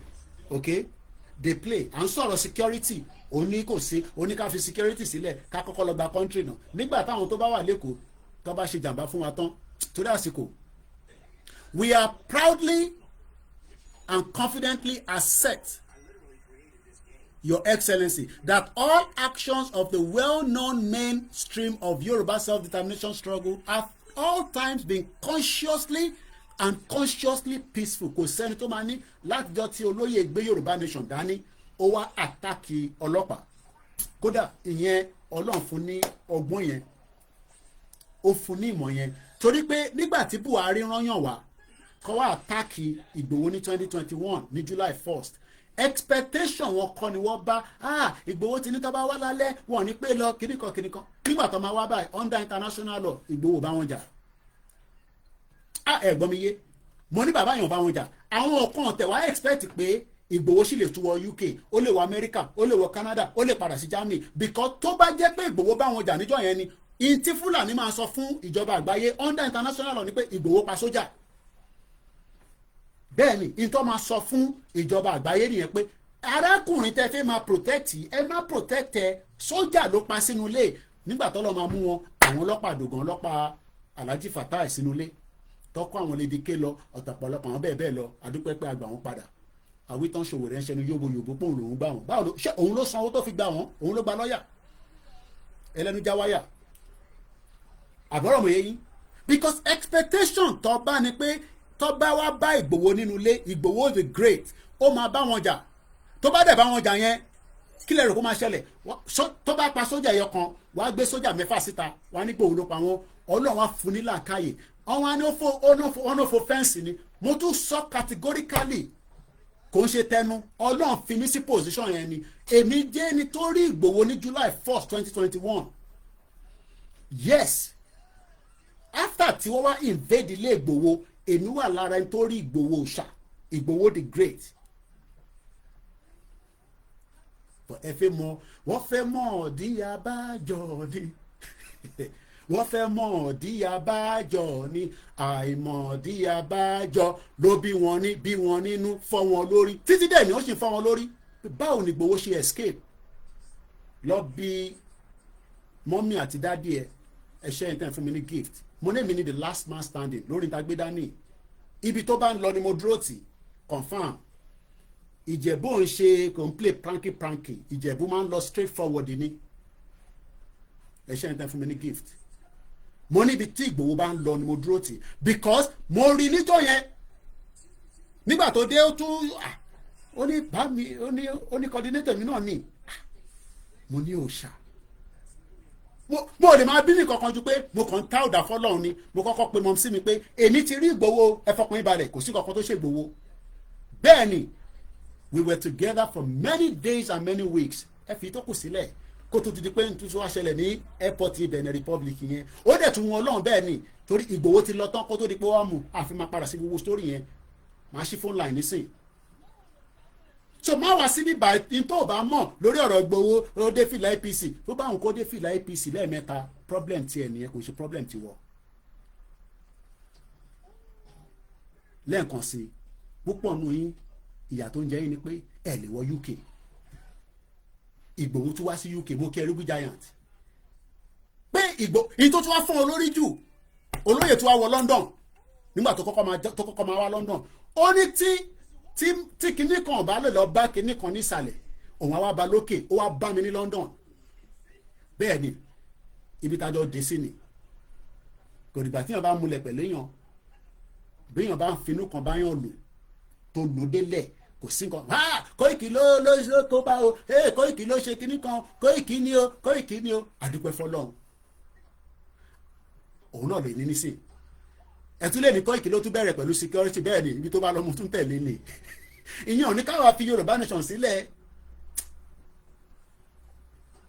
because ẹ fẹ́ mọ̀ báwo ló ṣe kúrò nínú ilé tí wọ́n sọ̀rọ̀ àǹdì tó dẹ̀ ní lọ́wọ́ fẹ́ǹsì Ìgbòho kí wọ́n náà try láti fò sínú ilé kó wá wo bó ṣe rí ó fò fẹ́ǹsì ni ó ti yakun ní ikùn ẹ ti yá ní èmi rí Ìgbòho confam ní July 1st 2021 nígbà tí gbogbo yóò mọ ibi tí Ìgbòho wà èmi àti Ìgbòho àjọ wà báyìí ni confam ẹ má ka ìtókù lọ́jọ́ iwájú ká fi ìtókù sílẹ̀ ọba Elédùmarè abami máa fi ṣọ́ ẹ̀ṣọ́ àwa wà pẹ̀lú gbogbo àwọn ìyá wa ìyá jagun gbogbo àwọn ìyá tó ti lọ náà pẹ̀lú ìyá tèmi náà gbogbo ẹ̀yin prayer warrior mọ lẹ́yìn ìyá tẹ́ ń gbẹ́kàn yín sókè kò lè sí nǹkan kan tó lè ṣègbòho níbi tílẹ̀ ṣúdélé ní mọ́ kò ń ṣe tẹnu Ọlọ́run ló ṣe bẹ́ẹ̀ DSS máa gbé Ìgbòho náà DSS ti gbé àwọn ọmọ wa ní kí ni Ìgbòho ṣe tí DSS fẹ́ gbé lórúkọ Jésù Kristi bẹ́ẹ̀ ni inshallah nǹkan kan lè ṣe Ìgbòho ṣe fọkàn yín balẹ̀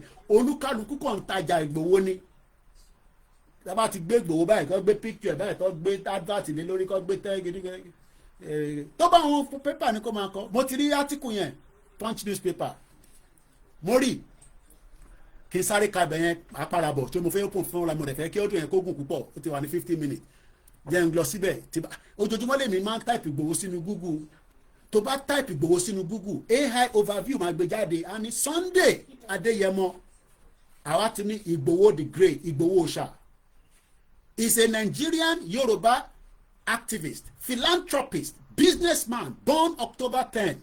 He gained prominence by advocating for an independent Yoruba nation and directing Fulani herdsmen to leave Oyo state following rising insecurity. Lọ type Ìgbòho kọ type Ìgbòho sórí Google kó wọ́n tó máa gbé jáde.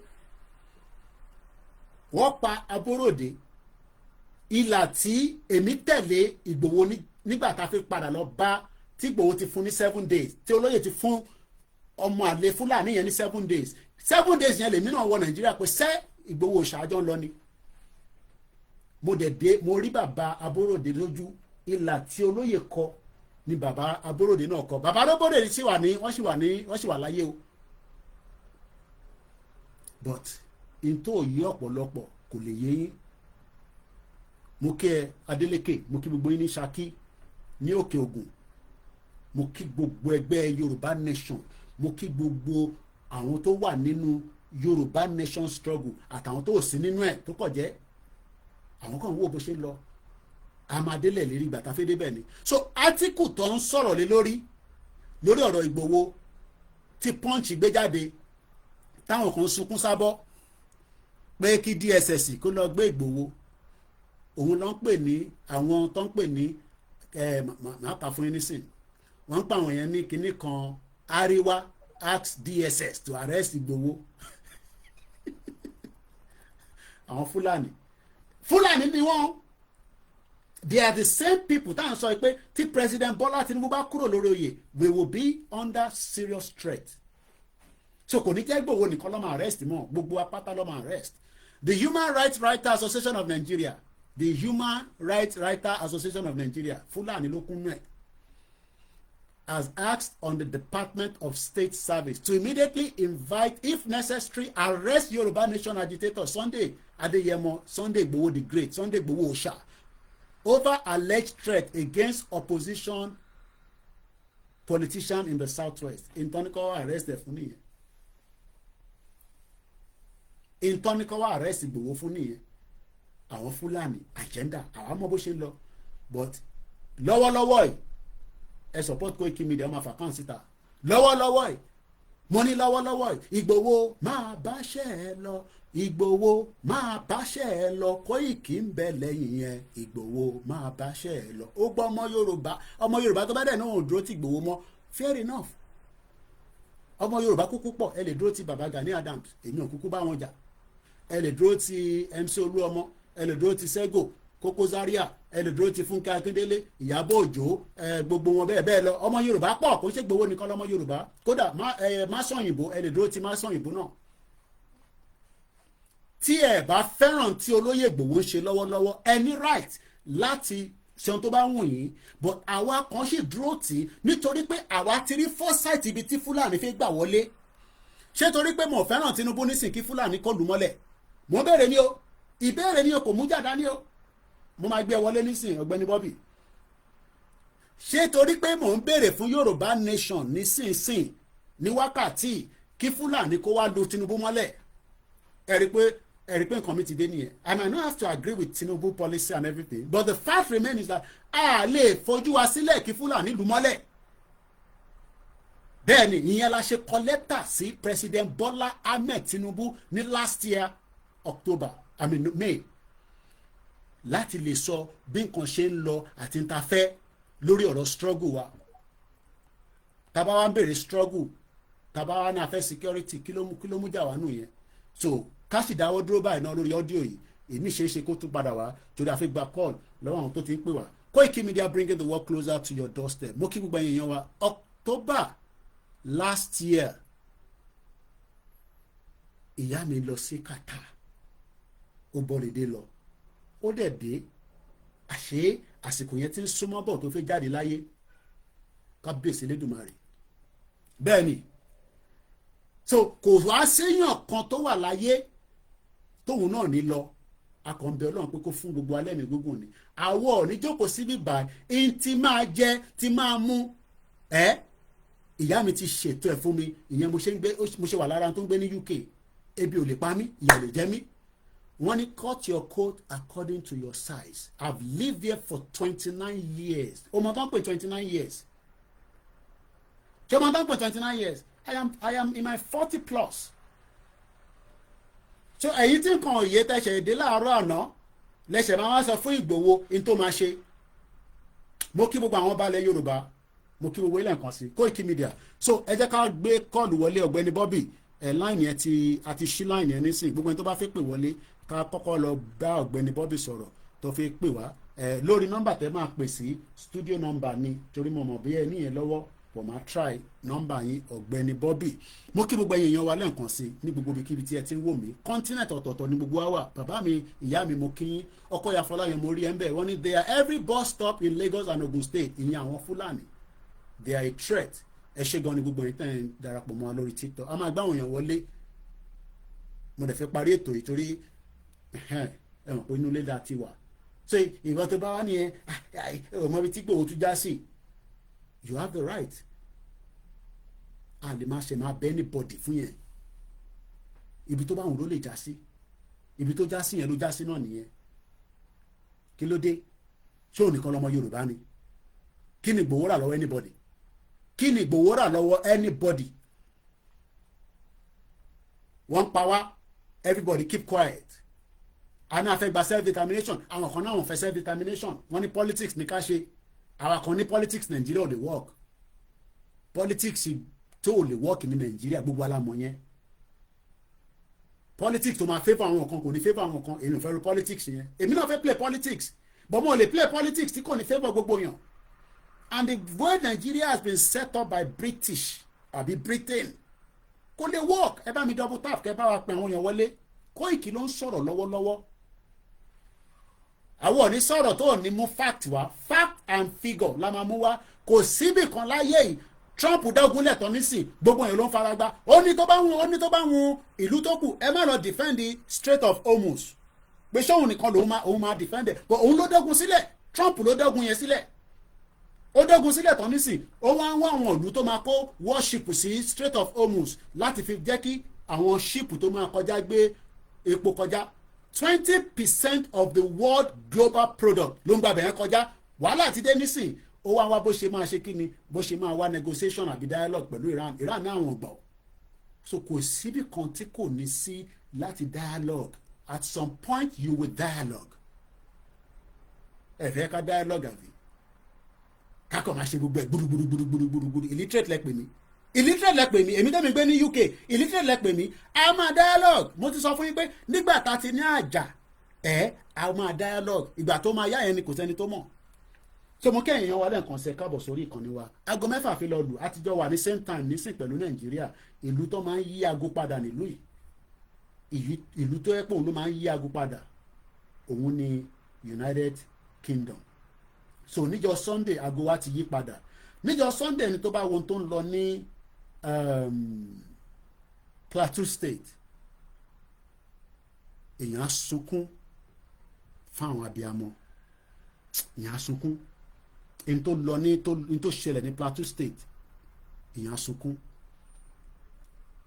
Ìgbòho is a human àwọn kan tẹ̀ máa ní kò ń ṣe ó gbọ́dọ̀ pé irú èèyàn wo ni is a human so àwọn kan míì lè wà that some of you might not like about him is normal there are some things that some of you might probably disagree with him normal but the fact remains is that he's putting his head and his face out ẹlòmíì ní sìn faceless people ní àmọ́rò èèyàn tẹ́ jẹ́ èèyàn níyìn ni obìnrin ní ọkùnrin ní ni fake but some of us that have put ourselves out like this ọjọ́ kìíní oṣù kẹrin ẹ ṣé gan ni bàbá wa Ọmọ́táyọ̀ ògbé ẹ̀sán wọn ní ọjọ́ kìíní èní ní ọjọ́ kìíní oṣù kẹrin 1st of April 2026 so let's come back to the conversation again kó tó di pa tó gba call ẹni tó bá fẹ́ pè sórí studio line wa the number is mbọ torí mi náà mú nọ́mbà yẹn lórí so that kì í má fún wa ní wrong number fine tó bá fi dá sí mo tún wá padà sórí between Atiku Abubakar +447404405917 between Atiku Abubakar and Peter Obi and President Bola Tinubu, who among the three can we dialogue and will listen to our quest? Moriembe easy dollar ẹ̀gbọ́n mi dáadáa ní gbogbo Miami mo kí gbọ́n ìtẹ́wà lórí ìkànnì bàbá mi bàbá Túndé wọ́n ní I greet you White Lion the last man standing ọmọ ojúlówó Yorùbá Ìjẹ̀bú alárẹ̀ tó dẹ̀ ń da àwọn ń dalẹ̀ èèyàn ń dalẹ̀ yẹn àìmọye àwọn tó ti bá mi sọ̀rọ̀ lórí ọ̀rọ̀ Ìgbòho pé èwe ló tí wọ́n ń ṣẹlẹ̀ mo ní náà ibi tèmi stand sí nìyẹn so ẹ̀rẹ́ ká gba kọ́ọ̀lù yìí látọ̀dọ̀ bàbá wa Adam ká tó wá máa tẹ̀síwájú gbogbo ẹni tó bá fẹ́ pè wọlé ẹ̀jẹ̀ bá mi fi nọ́mbà yẹn sórí screen ẹ káàbọ̀ sórí ètò ní kíákíá. Ìgbòho máa bá ṣe lọ. Iṣẹ́ rẹ̀ máa ń tẹ̀ wá lọ́rùn. Ọmọdé yẹn mo máa bá ṣe lọ. Ìgbésẹ̀ rẹ̀ máa tẹ̀ wá lọ́rùn. Ìgbòho máa bá ṣe ẹ lọ. Iṣẹ́ rẹ̀ máa ń tẹ̀ wá lọ́rùn. Ìgbòho máa bá ṣe ẹ lọ. Ẹ bá gbọ́n sókè sà. Ó máa bá ṣe lọ ìgbésẹ̀ rẹ̀ ń tẹ̀ wá lọ́rùn. Ẹ̀yin tí ò bá tẹ́ lọ́rùn ẹ lọ kú sókun. Nǹkan àtẹ̀sí àlẹ́ ọ̀pọ̀ sí nǹkan àlẹ́ ṣe sí. Gbogbo wa la lára. Èyí yẹn ní. Sọ́hùn nìkan alágbára ni. Sọ́hùn nìkan ló wà ń tà ní. Àmẹ́yìn náà mọ̀ pé tẹ̀ bá ti dákọ̀ rẹ̀ ẹ̀ ní nísìnyí. Tẹ̀ bá ti dákọ̀ rẹ̀ ẹ̀ ní jẹ́yàn. Gbogbo wọn tó wà láyé tó ń gbọ́ wa lé ní ìtọ́jú ọmọ Yorùbá. Tó bá sì ní nǹkan ìkùnsínú sí Ìgbòho kò kí ń ṣèyàn ẹranko yìí. Sóhun nìkan èèyàn lára ara bíi èyí náà ni èyí ni òun náà. Bàbá ni ó lọ́mọ tó níyàwó tó lẹ́bí tó níyàn lára. Sóhun nìkan ni. Kí lè wá ń bínú ẹ̀ sí? Mo kẹ́ Ọlákúnlé káàbọ̀ sórí ètò. Ẹlẹ́fẹ́ lọ. Ẹ̀gbọ́n mi ni Dèjì Kóìkì. Ó ti ara ẹ̀ lẹ̀. Àkọ́bí bàbá mi nìyẹn. Àbí àkọ́bí ọ̀kan náà ọmọ bàbá mi. Dèjì Kóìkì bẹ́ẹ̀ ni. Ẹ̀kọ́ ní mọ́ọ̀sán tó pọ̀ rẹpẹtẹ tó nílé ọmọ onílé ọlọ́nà. Ó wá tẹ̀lé ara ẹ̀ lẹ̀ fún yín. Kábíyèsí ẹ̀. Àjàgbé eléyà sọ tiẹ̀ kó wá jẹ́ kí ẹ wá sọ̀rọ̀ sí ẹni àwọn. Mo kí àwa Táíwò òní Bíntù ẹ káàbọ̀. Ajá ilé ẹ̀ka àjọ ẹlòmíì nínú yín lọ.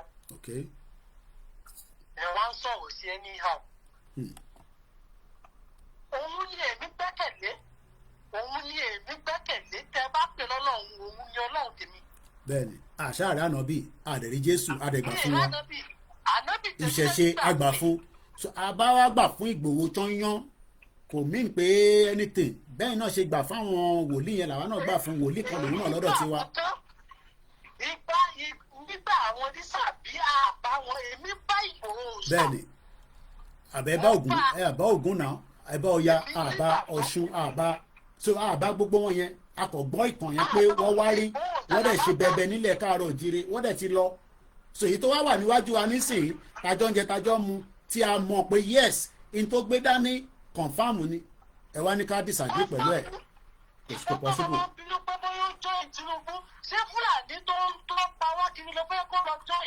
Ẹ̀bí abọ́ ṣe ń pa wọ́n ní platoon yẹn ó tẹ́ wa lọ́rùn mo kí bàbá wa Adémọ́lá Israel alátiṣe mo kí gbọ́ yín. Àbí àwọn ọmọ yín la tó fẹ́ gba ìfúnnáwó yín yẹn fẹ́ lọ pa ìyẹn fẹ́ lọ bá. Gbogbo ilẹ̀ rí tó lọ South Africa nísìn àbójú ní gbogbo wa ẹ má bínú wọn. Ṣé gbogbo ọ̀rí tó lọ South Africa. Òun náà la máa bá dialogue. Dialogue wà nínú mú. Ẹ lọ kà á. Bàbá ti ti gbogbo ìrìn àjò tí Yorùbá nation yìí wọ́n ti fi kalẹ̀ ẹ lọ kà á. Dialogue wà bẹ́ẹ̀. Kí bàbá wa Táíwò lórí Instagram. Òun ni èèyàn tá a rí dialogue. Àti bẹ̀rẹ̀ dialogue pẹ̀lú ẹ̀. So kí n fi èèyàn tèmi náà kí wọ́n lọ support ẹlòmíì. Níwò yẹ ọmọ Yorùbá. Èmi nígbàgbọ́ nínú olóyè o. Nígbàgbọ́ kó máa báṣẹ̀ lọ. Gbogbo gbèsè ní tẹ̀lé. Ìgbòho máa báṣẹ̀ lọ. Ọmọ Adéyẹmọ máa Ìgbòho the great. Ìgbésẹ̀ rẹ̀ máa. Ẹ máa ń tẹ́ wa lọ́rùn Ìgbòho máa báṣẹ̀ lọ.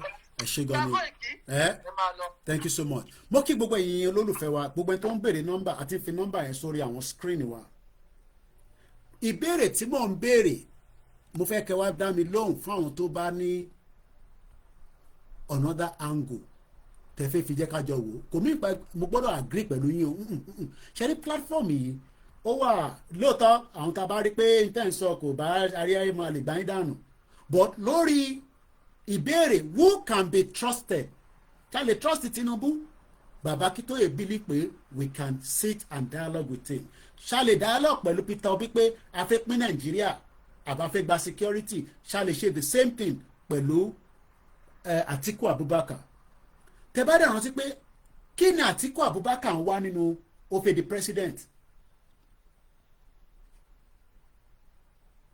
kí ni ó ń wá kí ni Peter Obi ń wá kí ni president Bola Tinubu wá kí làwọn mẹ́tẹ̀ẹ̀ta jọ ń wá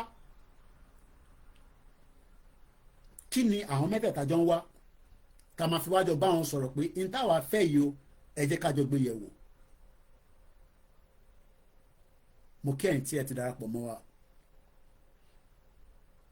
Truth be told arákùnrin ní Peter Obi is still the best for Nigeria today well there's nothing called Nigeria baba mi Waris ní Bola Tinubu don collect and secretly sign out Yoruba life with Baba Charlie to commemorate Nigeria indirect rule colony extension with British Commonwealth pé nígbà tí President Tinubu wá ní the last time according to baba mi Waris jìnnà ó dé pé wọ́n ti sign àwọn agreement kan tó lè last more years.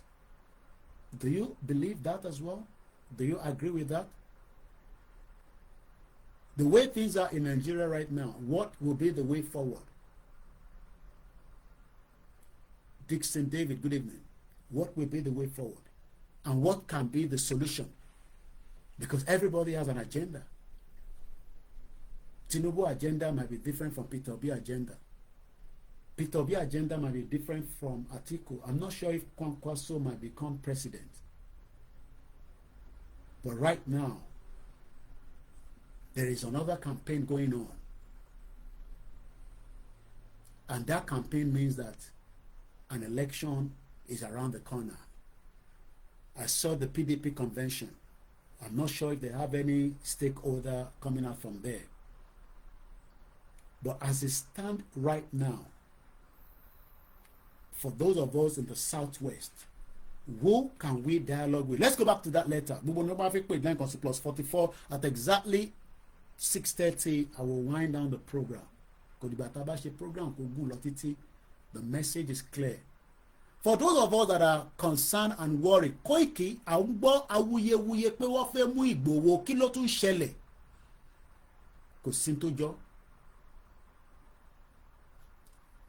Kí ni mo sọ? Kò sí tó jọ. Nigeria dẹ̀ nìkan kọ́ ló máa jẹ́ country tó wà láyé tó máa dissolve. Yugoslavia was a country. I've done many programs on it. Ó dissolve. Ìlú tí ethnic cleansing bá ti wà máa pa àwọn nǹkan torí èèyàn kan fẹ́ di gàba lórí wọn. You are not likely to have that country for a very long time anymore. How long it will last before the dissolution is what nobody knows. So if my man is talking about Tinubu, what does that? Ṣé ègún ni mò ń sọ látẹ̀ǹkan ni? Gbọ́ gbogbo tí mò ń sọ látẹ̀ǹkan. Ayọ̀mí lẹ́nu. Ẹ lọ wo gbọ́n program tí mo ti ń ṣe bọ̀ láti bàtà ti padà sórí ẹ̀. Tẹ́ bá ti wá tẹ́ ti gbọ́ tẹ́ ti ní data tẹ́ ń kọ bọ̀. Your man is supporting Tinubu, so you want him to support your daddy. Say daddy and go support. Mo ń béèrè ni o. For those of us that are worried lately, àwọn ìyá wa tó ń pè Koiki à ń gbọ́ awuyewuye pé wọ́n náà fẹ́ mú Ìgbòho. I speak with him on a daily basis. Because support it join Tinubu and then so what? Is it ṣe kí ló ń bọ̀ lókè tí ilé ọgbà tó bá support Tinubu? What does that got to do? What is the problem there? Ṣé Igbo ni wọ́n àbí Yoruba? You are support Tinubu and then so bloody what? If you are support Tinubu, what is that? Kí ni ẹni ṣe? Tẹ́ bá gbọ́ nǹkan tá à ń sọ níbí báyìí tó bá ń ṣe platform yìí àwọn tó ń ṣe fracas pọ̀ tó ń jà lórí social media ibi báyìí is for learned people and don't come. You are okay. Ṣé how many weeks ago ni Ìgbòho ti dé fìlà Tinubu ní sí tẹ̀sí wọ́n sọ fún wa pé ó dé fìlà Tinubu but Ìgbòho has wear Tinubu's hat and then so bloody what? Igbo ni wọ́n ni ó ṣàǹṣe Igbo ló lè máa ta lára pé ó dé fìlà Tinubu because as far as they're concerned their own son is still in Sokoto prison and that's not my problem. That is their problem. to find a solution for how they will get him out, because British ò ní dá sí. British ò fi dá sọ̀rọ̀ Nnamdi Kanu bó ẹ ṣe gan ni fún super chat yẹn gift ten fún mi ẹ ṣe gan ni bàbá mi Ọlámi Àgòrò, thank you so much. We don't want to abuse anybody, but don't come here and be asking me stupid questions. We dropped the letter at Downing Street. Straight away, British sent a representative.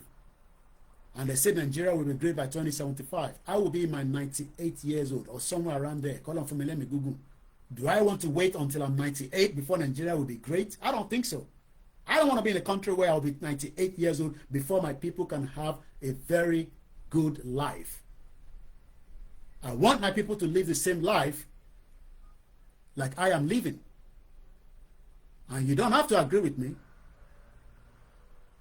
If you want to live the shit old life that you're living right now, it's entirely up to you. Okay, just reason. If Ojukwu could come to support NPN in 1979, then what stopped Sunday Igboho from joining APC and carrying APC card? Nothing. Ojukwu joined and contested. Ambosi Bosi Akinse Kokono anyway. And you don't expect Igboho to go and support Atiku or Peter Obi. Under what? Ló máa lọ support àwọn méjèèjì. Kí ló máa náà òun jẹ? Tó ṣe máa lọ support Atiku. And we know that Atiku has his own agenda. Mo kí bàbá mi Waris Jinadu. So let's again go back to àwọn tó ń kọ lẹ́tà òfò. The Human Rights Writers Association of Nigeria. Ẹ má dá ní ẹ lóhùn. Ẹ má dá lóhùn. Mo rí gbogbo tó ń sọ. Anytime bó ṣe gbogbo comment náà nìyá mi ní kí n máa look into. À ń pọ́n ilé gan ni bá ṣe ń ka comment yìí. Ṣé wọn kí n bá lóye máa ń ka comment yìí níbo ló ti ráyè gbogbo àgbàlagbà yẹn. Gbogbo àwọn tó kù ń ka comment yẹn lọ sórí gbogbo àwọn platforms tó kù. Al Jazeera, they don't read your comment. So we are engaging you because we know that you are humans and she robot. Ẹ lọ gbọ́ Christina Ampo. Ibo ló ti ráyè máa ka comment yìí. They don't read your comment. They don't care about whether you are there or you're not there. We care. That's why we, sometimes read your comments so that we know that you are there.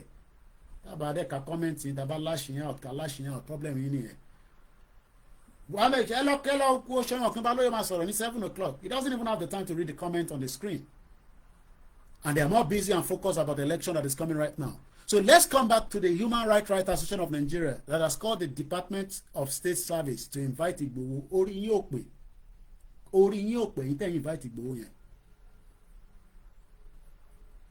Orí yóò pè ní mo sọ lẹ́ẹ̀kan sí ẹ ṣe gan-an ẹ̀yìn tẹ̀ fún mi ní gift ẹ ṣáà máa ń fún àwọn kata efe tẹ̀ ni wọ́n deny àwọn ní visa, can you imagine? Pẹ̀lú gbogbo tó ní wọ́n deny ní visa. How somebody like Kata Efe should not be denied a visa because he's a global public figure. But it shows that there is something wrong with the country. Ṣé irú Kata Efe ló máa lọ sí Paris àbí ló máa wá sí London? Ṣé bọ́ fún kọ́lù ní visa? I don't know whether his agent failed him to put the things together, but he should have been able to get the visa. This is all we are saying. That it doesn't matter who you are. They will deny you the visa àfi tó bá ní strong tie pẹ̀lú UK àti nísàlẹ̀. If Nigeria was great, every one of you should come here and return back home. But Nigeria is no longer great because it has a lot of obstacles, and those obstacles cannot be resolved by one president, even if he spent another 10 years. Because the problem of Nigeria has been existing because of the fraudulent amalgamation. I would not talk more than what I have said many years. The whole structure of the way Nigeria was structured by Britain in 1960 is a failure. We were given a regional government. That regional government was destroyed. We have not returned back to the regional government. Mokie Itunu, Banki Momsi, gbogbo ológun state ń bẹ, kò ní bàjẹ́ fún ẹ. We have had many issues. Yes, I understand some of you might not like, some of our utterances. Igboho will not be the only one using such utterances. I have used many utterances that have upset even the kings. Yes. But we can, we can be conscious about some of our utterances. We can be a little bit much civilized now. When I started my Yoruba Nation campaign, you dare not even speak to me like this without me seeing you. Martin Roy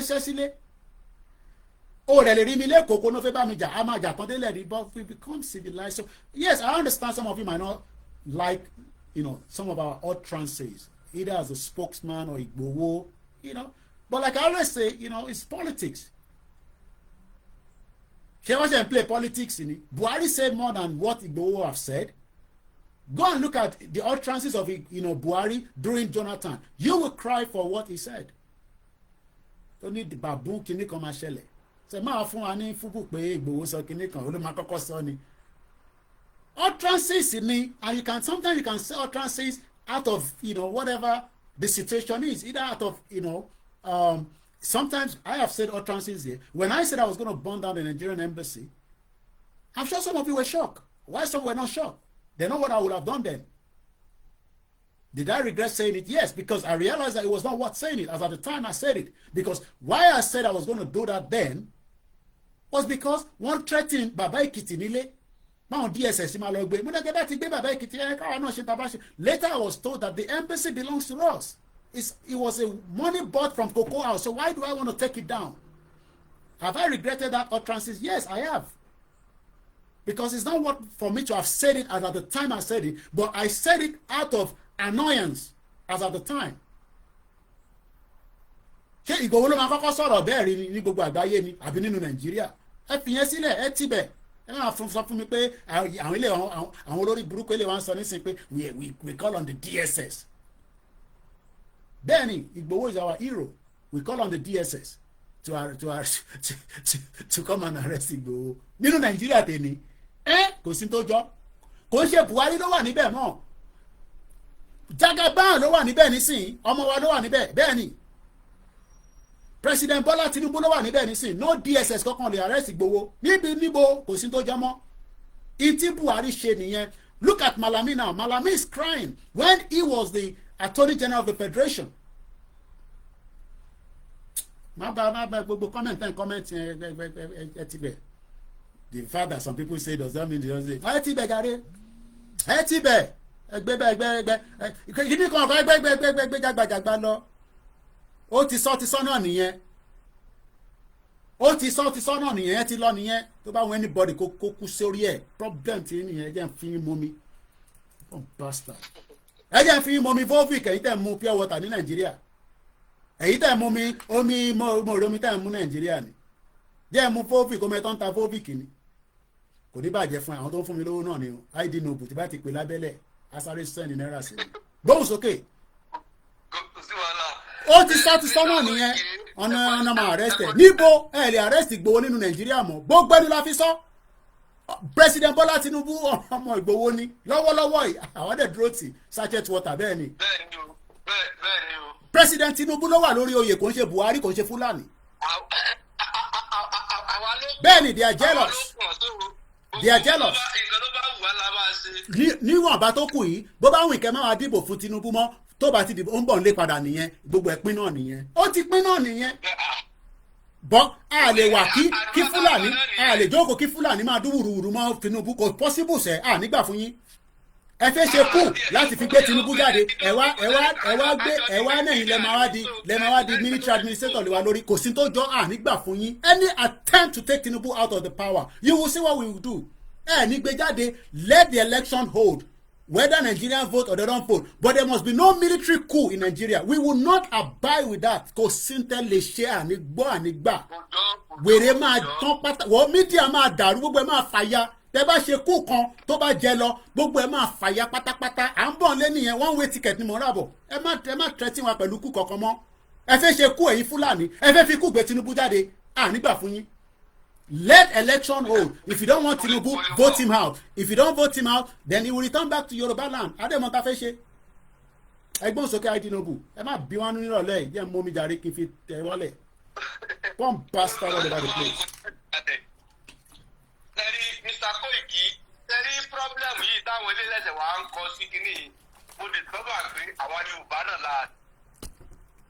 ó kèé sì Ìgbòho sọ̀rọ̀ ń ṣe wọ́n broadcastlate ẹ̀. bẹ́ẹ̀ ni bàbá mi bàbá ti dé ìbọ̀lẹ̀ ti rí human right tó jà fún gbogbo anybody wọ́n wá rí Ìgbòho ní sẹ́fún máa fi Ìgbòho pawó orí gbogbo yín ò pè.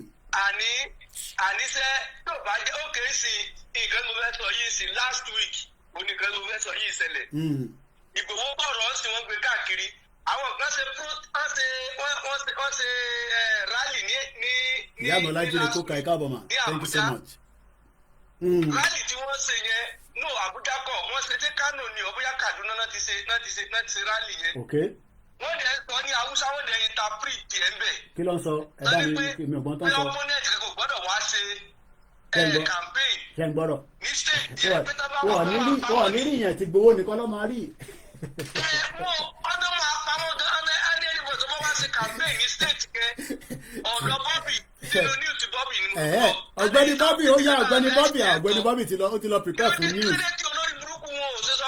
Bàbá mi John Ogundele ọwọ́ mi lókè bàbá dáadáa mo lọ sí Èkó mo lọ rí bàbá yẹn ẹni sùúrù ẹ jẹ́ kí bàbá ti pè mọ́ ti ṣàdúrà fún mi láàárọ̀ yìí mo lọ rí bàbá àwọn ọ̀rọ̀ kan wà tí bàbá sọ fún mi tí kò ṣe máa sọ lórí social media in life a máa jọ agree a máa disagree ni in life a máa agree a máa disagree mo dìídì wá bàbá yẹn lọ ẹni sùúrù mo kí dádì mi ẹni sùúrù bàbá mi id mo kí dádì mi wọ́n ti pè mí lẹ́nìí wọ́n ti ṣàdúrà fún mi lára àwọn wòlíì mi ni èmi ní wòlíì lọ́wọ́ tó bá ní wòlíì problem ti ẹni ẹ prophet ojo ojú ẹ kúrò London ni àdúrà ti gbà mo lọ rí wọn so in tí mò ń sọ ni pé in life a máa agree gbogbo ẹni tó bá fẹ́ gba Yorùbá nation tẹ bá ti gbà lè lé anybody kúrò báwa bá gbà lè lé wa kúrò báwọn ìjìnlẹ̀ Marcus bá gbà wọ́n lè lé wa kúrò láyé kò sí tó jọ bí Dúpọ̀ Onítìrì gan bá padà gba Yorùbá nation kò lè lé wa kúrò gbogbo yàgbàdàgbà tó ń sọ yẹn tó fẹ́ ó fẹ́ di military dictator lé wa lórí ni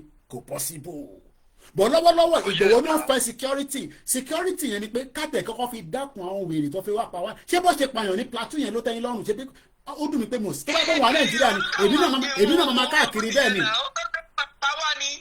ká fi wọ́n lẹ̀ kọ́ pa wá tó dáa fi gba Yorùbá nation táyì tí mo jọ tó fi bọ́ sí ó máa wọlé bí olè lóru ni ẹgbọ́n sókè mo gbọ́ yín. nǹkan tí mo sọ ni pé sẹ́ni gbogbo problem táyà káńtà yìí àwa ara wa yìí náà ni ọ̀rọ̀ Ìgbòho sọ̀rọ̀ ta ìsọ̀rọ̀ wọ́n fẹ́ lójú bọ́bá àwọn kan fẹ́ nínú. àwọn ọlọ́pàá ló sọ̀rọ̀ a nílè dá wọn lò ìwọ president former president ó sọ̀rọ̀ pé blood bẹ́ẹ̀ni 453 ṣe gan TikTok kò sẹ́nibọ́dì wọn kò sí di president nígbà tó sọ̀rọ̀ yẹn o kò sí ẹnibọ́dì. bí àwọn èèyàn ti gbàgbé El-Rufai sọ pé òun ẹni sùúrù brother mi ẹni sùúrù ẹjọ́ torí Ọlọ́run ẹ jẹ́ kájọ tún gbé lè yẹ̀wò. El-Rufai ní òun tapu phone line presidency. Do you understand what that means? Do you understand? ìyẹn wait ju ọ̀rọ̀ tí Ìgbòho sọ lọ. nígbà tí yàrá ti ń tapu tí presidency bá ń ṣe that means pé kò fẹ́ jẹ́ kí Tinubu padà wọlé nìyẹn. You are tapping government line. Do you know what that means? El-Rufai ni government. That means pé nígbà tí Patami wà níbẹ̀ the reason why they were unable to stop Fulani agenda is because Patami allowed Fulani to flourish using the phone line. gbogbo data yẹn gbogbo communication yẹn òun náà ló ṣe. ọwọ́ ló wà. Patami náà ni náà. ìyẹn kan wá dé nísìnyẹn wá ń sọ pé Ìgbòho sọ kinní kan ìyẹn ló wá ń ta yín lára ló ń gé oúnjẹ kó máa gé oúnjẹ kí ni kí ṣe sí yẹn. láti wà 2 centimeters. very wrong. àwọn dókítà náà máa sọ̀rọ̀ ọmọ alúpẹ̀wé bẹ́ẹ̀ gbà pé wọn ò gbọ́ nǹkan tí wọ́n sọ. tí bá Hausa náà sọ ṣe bí Yorùbá ni Ìgbòho sọ kí ló ta interpret ẹ̀. Malami eti hold on when Malami went to bring back Enisuru Aidinobu Enisuru when Malami brought back Nnamdi Kanu on kidnap and rendition he was speaking in Hausa. Do you understand what that means? He was speaking to Nigerians in Hausa. Ṣé Hausa ni gbogbo wa? Àwa wí tán ìyẹn ọmọ Yorùbá wa ń jáde ilé wa ń jáde. Ẹgbẹ́ ẹ̀kọ́ gbàgbàgbà lọ́jàre. Ìtajọ máa múlẹ̀ lórí mídíà yìí. Ìyẹn tí gbogbo àjọ máa múlẹ̀ òun ló ń lọ yẹn. Nàìjíríà máa pín ìgbà tó fẹ́ pín yẹn láàmú. So brother mi ṣe gan jàre kò ní bàjẹ́ fún yín ká tó fẹ́ lómi láàyè run lọ. Mo kí gbogbo ẹ̀yin tí ẹ wà ní different continents around the world. +44 74 0440 5917 kásáré ka àwọn comment ká tó wá gbé call ká tó wá gbé àwọn tó wà lórí TikTok tó fẹ́ wọlé. Mo kí gbogbo ẹ̀yin èèyàn wa àfojúpa yín rẹ́ àti silent listeners ẹ ti wá mi láti jẹ́ mọ́ sọ́nu ìyá mi tó kú ni èyí tó dé lóní kó wá mọ̀ ohun tí ìyá tiẹ̀ bá kókó jáde lórí social media kó máa sàrẹ́ ṣe program.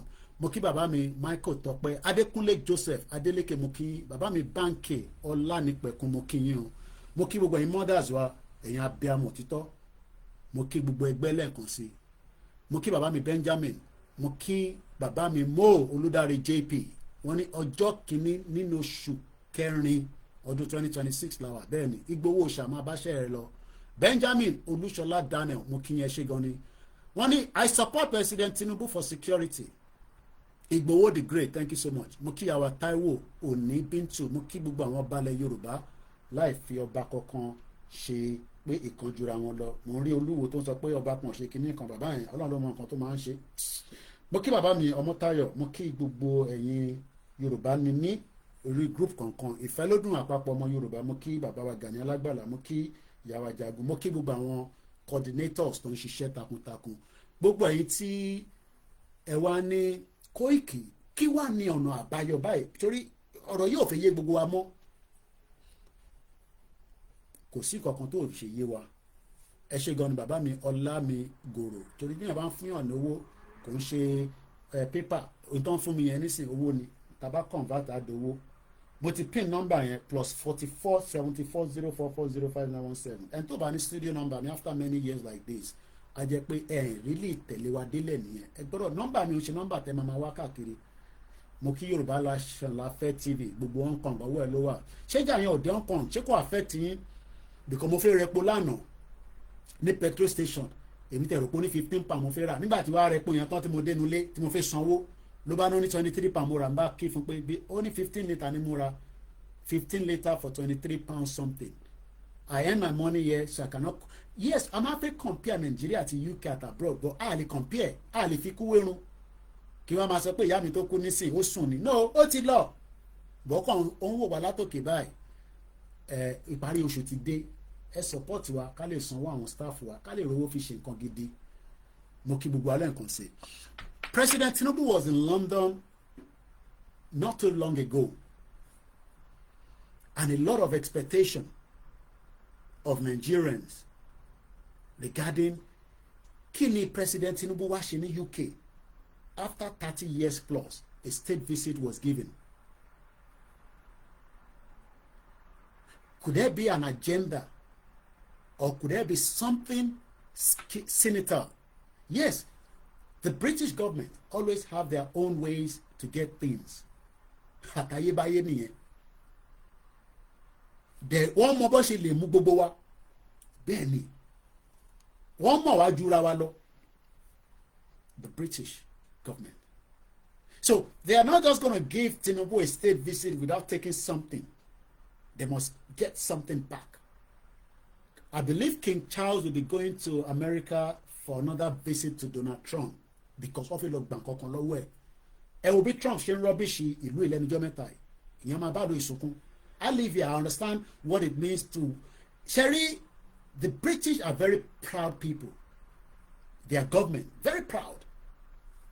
So tẹ́bá wash wọn down. Ẹ wo bí Trump bó ṣe ń bá ìlú ìsọ̀rọ̀ lẹ́nujọ́ mẹ́ta yìí.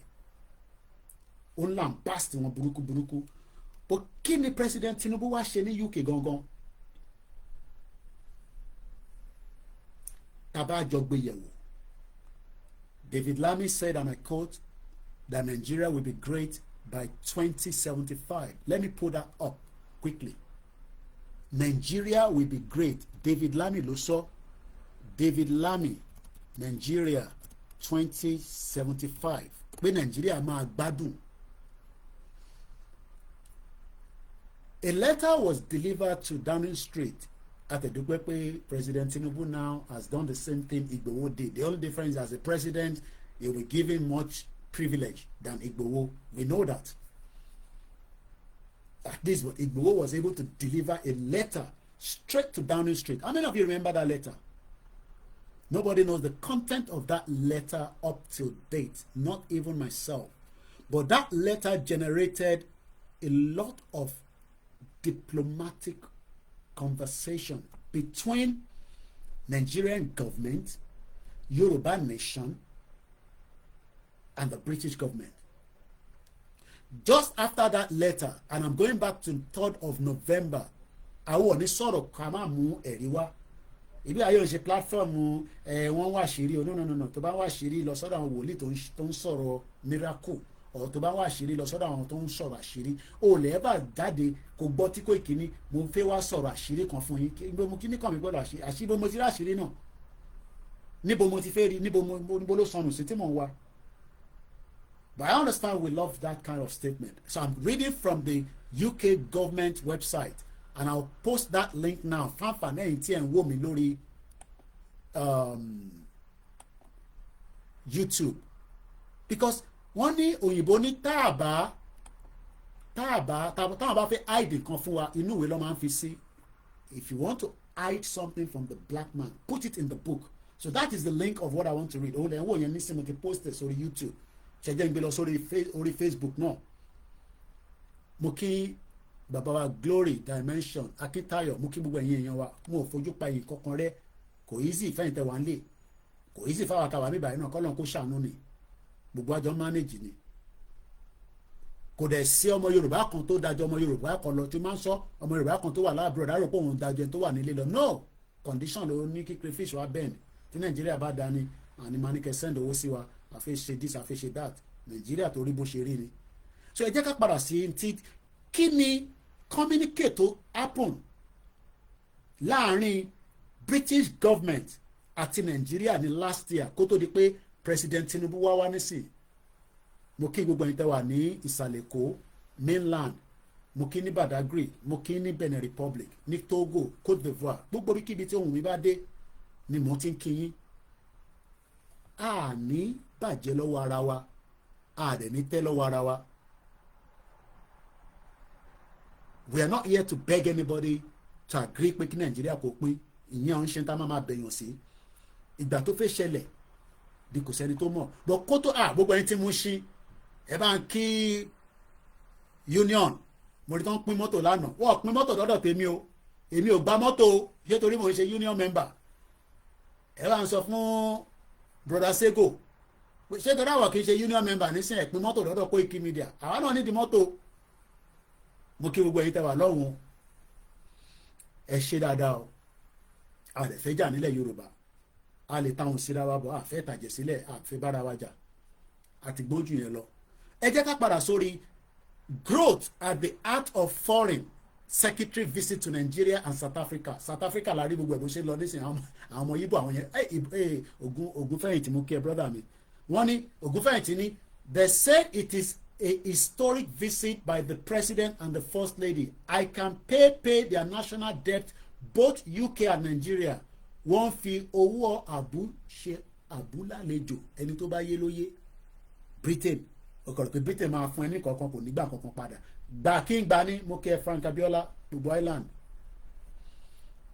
ká tó parí ètò ẹ support wa àbí aka account number síta ẹ fún wa ní support yìí kí ni Britain kọ́kọ́ rán David Lamid lọ sí Nàìjíríà sí ìyẹn mo fẹ́ yẹ kẹ́ gbọ́ níbí báyìí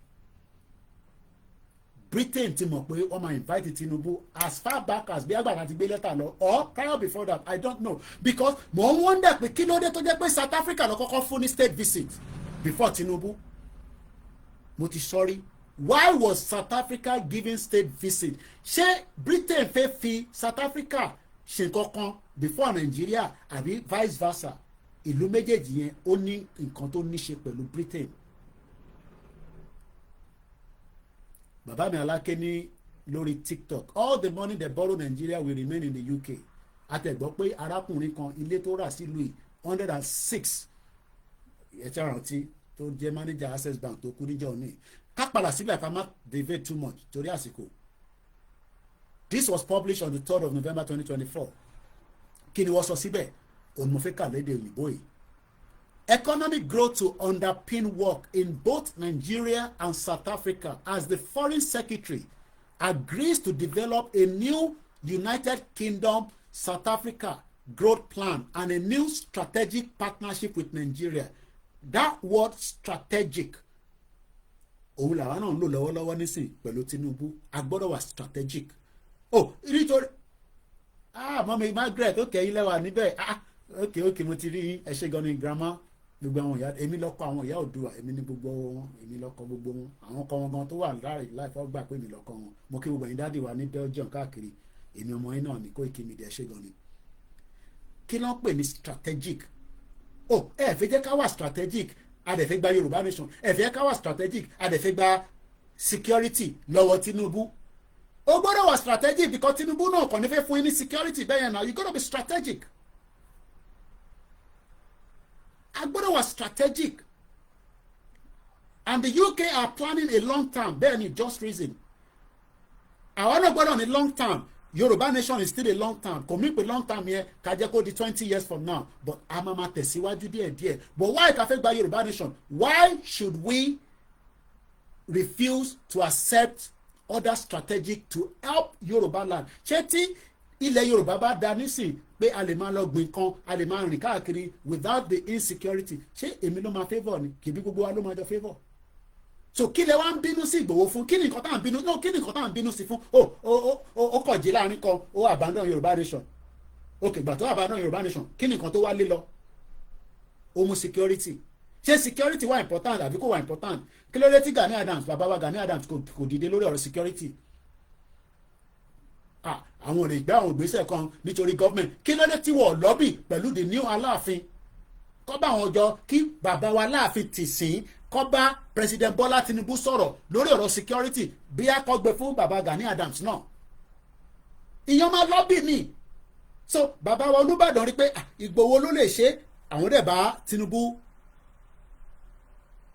wọ́n bá sọ̀rọ̀ kí bàbá Gani Adams náà èmi ti ní wọ́n lè pín sọ́nà mẹ́ta kọ́ fún ibì kan sí Ìgbòho kọ́ fún bàbá Gani Adams níbì kan kọ́ ó tẹ̀ máa jẹ́ kí iṣẹ́ yẹn kó ran gbogbo wọn lọ́rùn ni ẹ rò pé iṣẹ́ security iṣẹ́ tó easy ni do you know what America has spent so far lórí ogun tó ń jà yìí so Britain is a country that plans 50 years ahead àwa kàn plan níta máa jẹ nísìn because ebi ń pa gbogbo ebi ń pa èmi náà nídìí owó èmi náà fẹ́ ṣe nǹkan kan but we are to plan ilẹ̀ Yorùbá a gbọ́dọ̀ plan it between now and the next 30 years so that káwọn tó fẹ́ wá ṣe jàǹbá fún wa ká lè slow wọn down as much as possible and we gotta be strategic we have to be strategic because if we are not strategic we will fail everything that we have done from our own end ẹ̀yin tí ẹ̀ ń ṣe Nàìjíríà náà ẹ máa fail àwọn tó ń ṣe restructure náà máa fail we will eventually fail ìyẹn ni bàbá Adébánjọ sọ pé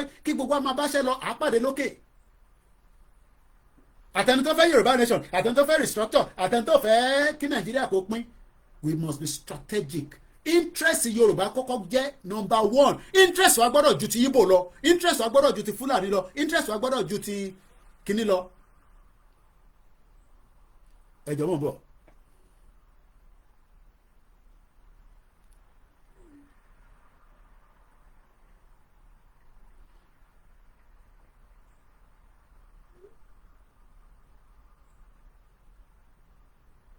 Bẹ́ẹ̀ má bínú.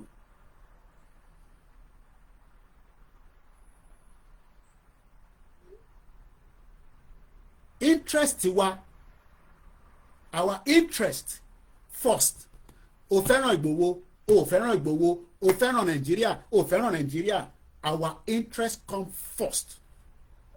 So kí ni kàn mí pẹ̀lú ọmọ Ìgbò ń pariwo Ìgbòho ọmọ Ìgbò ní mí ni mo ń ṣe ọmọ Ìgbò mo ń ṣe ọmọ Hausa interest mi ó gbọ́dọ̀ jẹ́ ti Yorùbá first ibi tí ẹ̀mí mi gbọ́dọ̀ wà sí nìyẹn that is what Britain are doing Britain put their interest first before anybody. àwọn èèyàn gbọ́ mi mọ́ mo ní Britain United Kingdom put their interest first èní ní ọjọ́ kìíní nínú oṣù kẹrin ọdún 2026 ṣe rí pé Yorùbá yẹn ó dán mọ́rán nísìnyí.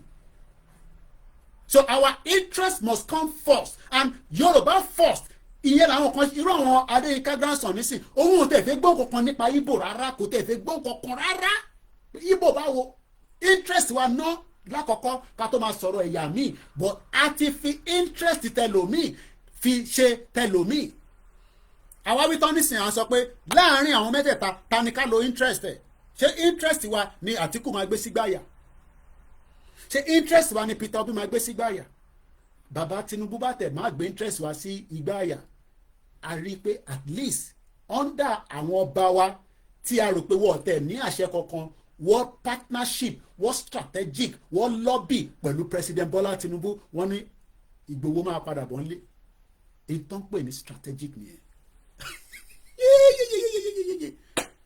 ó lè má jẹ́ fún ìsìn fẹ́yìn tí kò yé, ó lè jẹ́ in the next 10 years lọ́rọ̀ tá à ń sọ ìmáṣẹ́ máa yọ pé àṣé bàbá Tinubu yẹn ó lo strategy pé a kì í mọ̀, but a sì ń sọ̀rọ̀ Britain nísìn as a whole pẹ̀lú Nàìjíríà. Britain ò wo ọ̀rọ̀ ilẹ̀ Yorùbá as a whole, wọ́n ti rí gbogbo wa as one entity táwọn fún ní independent ní 1960, whether ẹ lò dáadáa problem ti yín nìyẹn, but partnership Nàìjíríà pẹ̀lú àwọn ó gbọ́dọ̀ máa dán mọ́ránmọ́rán. Ṣé Britain lè partner pẹ̀lú Yorùbá? Yes, wọ́n lè partner pẹ̀lú wa, but báwo ló ṣe máa partner pẹ̀lú wa, báwo la ṣe máa ṣe tí strategy pẹ̀lú àwa àti Britain tó máa dán mọ́ránmọ́rán tó ń sọ̀rọ̀ Nàìjíríà mọ́? Ṣé President Tinubu sọ̀rọ̀ yẹn nígbà tó wá sí UK? I don't know. Comment wo mo rí bẹ́ẹ̀. Strategic position designed to achieve long-term significant importance. Àwọn yẹn lọ sí school ẹ mọ̀ pé àwọn tó ní PhD tó ní masters ní àwọn ọ̀tẹ̀ tí kàdé bẹ́ẹ̀ adúpẹ́ fọlọ́run. In tí mò ń sọ yìí làákàyè pé torí mo gbé ní UK for 29 years mo náà bá ń bá kíyà tó bí mi lọ́mọ sẹ́ẹ̀. èmi ẹ rò pé mùgùmù lèmi torí pé a fẹ́ gba Yorùbá nation ní strategy plan sílẹ̀ for long term tó máa favour gbogbo ọmọ Yorùbá. Yorùbá nation no going back. A gbọ́dọ̀ wà strategic. Tá a bá wà ní strategic position a máa fail pẹ̀lú ọ̀rọ̀ Yorùbá nation, a máa fail nínú Nàìjíríà, a máa fail ní everywhere tá a bá wà. in táwọn ẹ̀yà kan fi better off níbí báyìí nìyẹn. Àwọn ti strategic ara wọn mọ̀ ní dárúkọ àwọn ẹ̀yà náà ní UK ni mo sọ yéé kò síbi tó bá wọlé sí wàá bá wọn níbẹ̀, bó bá lọ sí gọ́ọ̀mẹ̀ntì wàá bá wọn níbẹ̀. Láàárín wọn náà fi jẹ home secretary, ẹni tó bá yé lóye ọ̀rọ̀ tí mo sọ ní UK. Wọ́n wà strategic ni, wọ́n ṣiṣẹ́ débẹ̀ ni. Ìkan ló ń ṣe mayor wọn lọ́wọ́lọ́wọ́ ní London nísìn, wọ́n ò dìbò fún ìbò, wọ́n dìbò fún òun. Wọ́n wà strategic ni, kò síbi tẹ́ máa lọ tẹ́ ní bá wọn. Bọ̀ nígbà tó jẹ́ pé àwa nígbà míì à ń fi ọ̀nà wọn ra wa, tàbá lè fi ọ̀nà wọn ra wa tán ó máa di problem. Mo wo fídíò brother kan lẹ́nìí lórí YouTube, ẹ wà careful ẹ̀yin tẹ́ ń báyàn sílé tẹ́ bá ní pé family yín àkóbá àdábá ọmọ Yorùbá tó pọ̀ jù lọ́wọ́ ẹ̀. Ẹgbẹ́gbẹ́gbẹ́gbẹ́gbẹ́gbẹ́gbẹ́gbẹ́ lọ àwọn wí tẹ̀ ń sọ̀rọ̀ Ìgbòho. Ẹ jẹ́ sáré fún yín ní information yìí, mo ní play video yẹn bọ̀ máa fọ́ ibi tẹ́ ti máa lọ wo lórí YouTube. Mo ṣẹ̀ wo léèní ni kéèyàn múyàn wá láti Nàìjíríà family ọmọ Yorùbá sí Yorùbá tó ń sọmọ Yíbò tó dẹ̀ ṣàkóbá fún ẹ̀gbọ́n ẹ̀ ní London ni mo sọ yìí o. Ẹ ṣe sùn ẹ̀yin tẹ́ ṣe ń dé Ọlọ́run jẹ́ kẹ́ ẹ ráàánú gbà pẹ̀lú nǹkan tó ń ṣẹlẹ̀ lọ́wọ́lọ́wọ́. Mo ń bọ̀, ẹ jẹ́ sáré lọ gbé page yẹn wá. Mo sunkún nígbà tí mo rí fídíò yẹn. Mo sunkún pé why are we so wicked like this as Yoruba people? Kí ló dé tá wà wicked? Kí ló jẹ́ pé wickedness yẹn wà lára wa? Nínú London lélẹ̀ ti ṣẹlẹ̀. Mo ń bọ̀ ẹ jẹ́ kí advert yẹn lọ. Màá kọ́ lunch club ló ń porúkọ bọ̀bọ̀ yẹn. Ó máa ń sọ̀rọ̀ nípa immigration and everything. Fídíò yẹn lélẹ̀ the lunch club. Ẹ̀yin tẹ́ bá mọ bọ̀bọ̀ ẹ lọ wo fídíò tó ṣe ní ó ṣe lé ní níjọ́ ló ṣe lé. Mo ń bọ̀ níjọ́ ló ṣe lé. Mo ń bọ̀ I think this was done ó dà pé nìkan ló post ẹ̀ ó ti wà ní 20,000 view. Màá kọ̀ fún yín ní view tó ṣẹlẹ̀. Kéèyàn mú ó dàbí nísìn kí n mú yàn wọ London kí n mú àbúrò mi wọ London nísìn, káàbúrò mi wá sí London nísìn, òun àti àbúrò mi obìnrin òun àtọkọ ẹ̀ wá sí London, wọ́n wá mú ọmọ méjì wá, wọ́n wá ń gbé lọ́dọ̀ tèmi fún almost 9 months. Nígbà tó wá yá ilé tèmi wá rà, mo wá ní kó lọ gbé níbẹ̀, bò mo wá sọ fún wọn pé ilé tí mo rà yìí o mo ò sọ fún báǹkì pé mo máa fi rẹ́ǹtì ní o, ẹ lọ máa gbé níbẹ̀ o títí tí nǹkan á máa fi lọ fún yín o, bọ̀ ẹ máa sanwó ilé o, ṣe mọ̀ pé mọ́gẹ́jì ni o. Ilé tarakùnrin wọ́n ẹ̀yin tẹ́ ń gbé ní UK ẹ náà gbọ́ Koikimedia àkóbá àdábá àníbá pàdé family làwọn tí mo sọ yìí o. Ilé tí arákùnrin yẹn wá ń gbé pẹ̀lú ìyàwó àtọmọ tiẹ̀ ilé council ni, kò sọ fún council pé òun ti ra lé. Mo ní 29 years in living in the UK. You sit here and learn. ilé tó ń rà yẹn ó jẹ́ kó jẹ́ kí council mọ̀ pé òun ti ra lé gẹ́gẹ́ bí òfin nàìjíríà ò tí ì dé standard ní tá à ń sọ yìí ìyẹn lẹ ṣe ń para yín lóríṣiríṣi ọ̀nà kò sọ fún council kò dẹ̀ tún sọ fún báǹkì pé ilé tí mo gbà lọ́wọ́ yín tí mo gbowó tí mo fi gba léyìí mo máa fi rẹ́ǹtì ni nígbà tí ó wá ń sọ fún àwọn fámìlì ẹ̀ tó gbé síbẹ̀ òun ló ní àbúrò obìnrin yẹn ọkọ tiẹ̀ àtọmọ méjì ṣé ń tẹ̀lé mi ṣó ń yé yín tó mo fẹ́ kó yé wa máa padà sọ̀rọ̀ David Lami o mo ṣe wọ fídíò ẹ̀ lẹ́ni ni o òun lélẹ̀ lunch club ló ń pè bọ̀bọ̀ yẹn ẹ lọ máa follow ẹ̀ you will learn a lot now just like àwọn tó ṣẹ̀ ń dé òfin lọ kọ́lé sí Nàìjíríà àwa ta ti gbé ní 29 years tá à nílé olùpa stupid nígbà tí mò ń wáwé fún 15 years ṣé ẹni tó ń wáwé fún 15 years ṣé ilé ni máa kọ́kọ́ lọ kọ́ sí Nàìjíríà mo ní kọ́kọ́ ní tó máa gbé mi dúró sí bíbáyìí tẹ́sẹ̀ mi máa múlẹ̀ tí mo wá dúpẹ́ nísìn tàdé sì máa dúpẹ́ mo kíyà tó bí mi lọ́mọ kọ́ lọ́ máa fọ̀rún kẹ́ torí kò gáìdì wa ní gáìdì wèrè ó gáìdì wa pé báyìí kò sígbà téèyàn Nàìjíríà kò sígbà tó lè ṣe nǹkan sínú Nàìjíríà ibi tó ń gbé yẹn ló máa kọ́kọ́ jẹ́ kí ẹsẹ̀ múlẹ̀ dáadáa kí má fọ̀rọ̀ gùn tó la fẹ́ padà sórí eléyìí ó wá advice àwọn àbúrò àtọkọ ẹ̀ pé ẹ má tí ì nẹ́fẹ́ kọ́lé sí Nàìjíríà ẹ jẹ́ kẹsàn-án yín kọ́kọ́ múlẹ̀ ibi tí wàhálà ti dé nìyẹn níbi tí wàhálà ti dé láàrin ẹ̀gbọ́n àtàbúrò ẹ̀ àtọkọ ẹ̀gbọ́n ẹ̀ ọkọ àbúrò ẹ̀ làwọn ẹwà ni ìwọ nílé ní Nàìjíríà oníkàwá má kọ́lé lọ́ọ̀ bá sanwó lé mọ́ ó lè máa ṣe project ní Nàìjíríà kó stable ní London kó possible àfi tó bá ń ṣe drug àfi tó bá ń tọwọ́ bọ̀ nǹkan kan tó ń ṣe tí ó legit àwọn tó lówó wà o kò ń ṣe pé mo sọ o bọ̀ ní ibi tá à ń gbé yìí ó lè máa náà ṣe project ní Nàìjíríà kó gbé nílùú yìí ìkan ló máa kọ́kọ́ mú eventually wọ́n lè sanwó lé nígbà tó sanwó lé ó wá di roll over owó tó yẹ kó san ní March ti tán nísìn wọ́n ti sanwó March wọ́n ti sanwó ti February so wọ́n wá ń sanwó February ní March eventually ó di gbèsè ó di 3 months ẹ̀gbọ́n ẹ̀ wá ń bi wọ́n pé ilé mortgage bọ̀ nítorí pé ó ti sọ fún àbúrò ẹ̀ obìnrin pé bóun ṣe gba lélẹ́yìí bóun ṣe lélẹ́yìí ìyẹn ló ṣàkóbá tí bá sọ fún yín pé wọ́n dẹ̀ pé council nílùú tí mo sọ yìí o ọmọ Yorùbá ìyẹn wá ń sọ̀rọ̀ Ìgbòho ó wo ẹ jẹ́ kí n ra fílẹ̀ bẹ́ẹ̀ wọ́n dẹ̀ pé council pé ṣé council mọ̀ council ọmọ tó ń lọ yìí o àwọn wá pé council wọ́n wá ń sọ fún council pé ṣé mọ̀ pé ẹni báyìí ó nílé kódà àwọn làwọn ń gbé nínú ilé yẹn ká bèsè Elédùmarè o ọmọ Yorùbá nìyẹn o ìlú ìlú mọ̀ ń sọ ọ̀rọ̀ tó ṣẹlẹ̀ nílùú yìí ni o now kábẹ́tẹ̀ sọ pé council ṣe mọ̀ pé bọ̀bọ́ yẹn sì lè máa defend ẹ̀ pẹ̀lú council wọ́n tún wá pé báǹkì wọ́n pé HSBC tó fún bọ̀bọ́ yẹn ní owó fún mortgage tó fi gba lé yẹn pé sọ́mọ̀ pé àwọn làwọn ń gbénu lé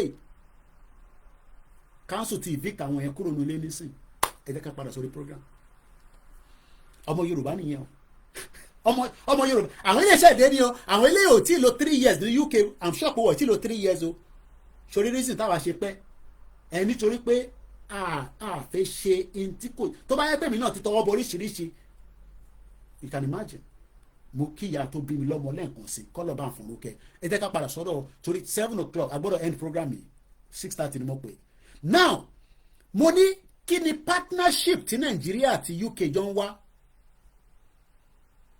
what is the partnership kí ni nǹkan tó ń wá kí ni partnership nǹkan tó ń wá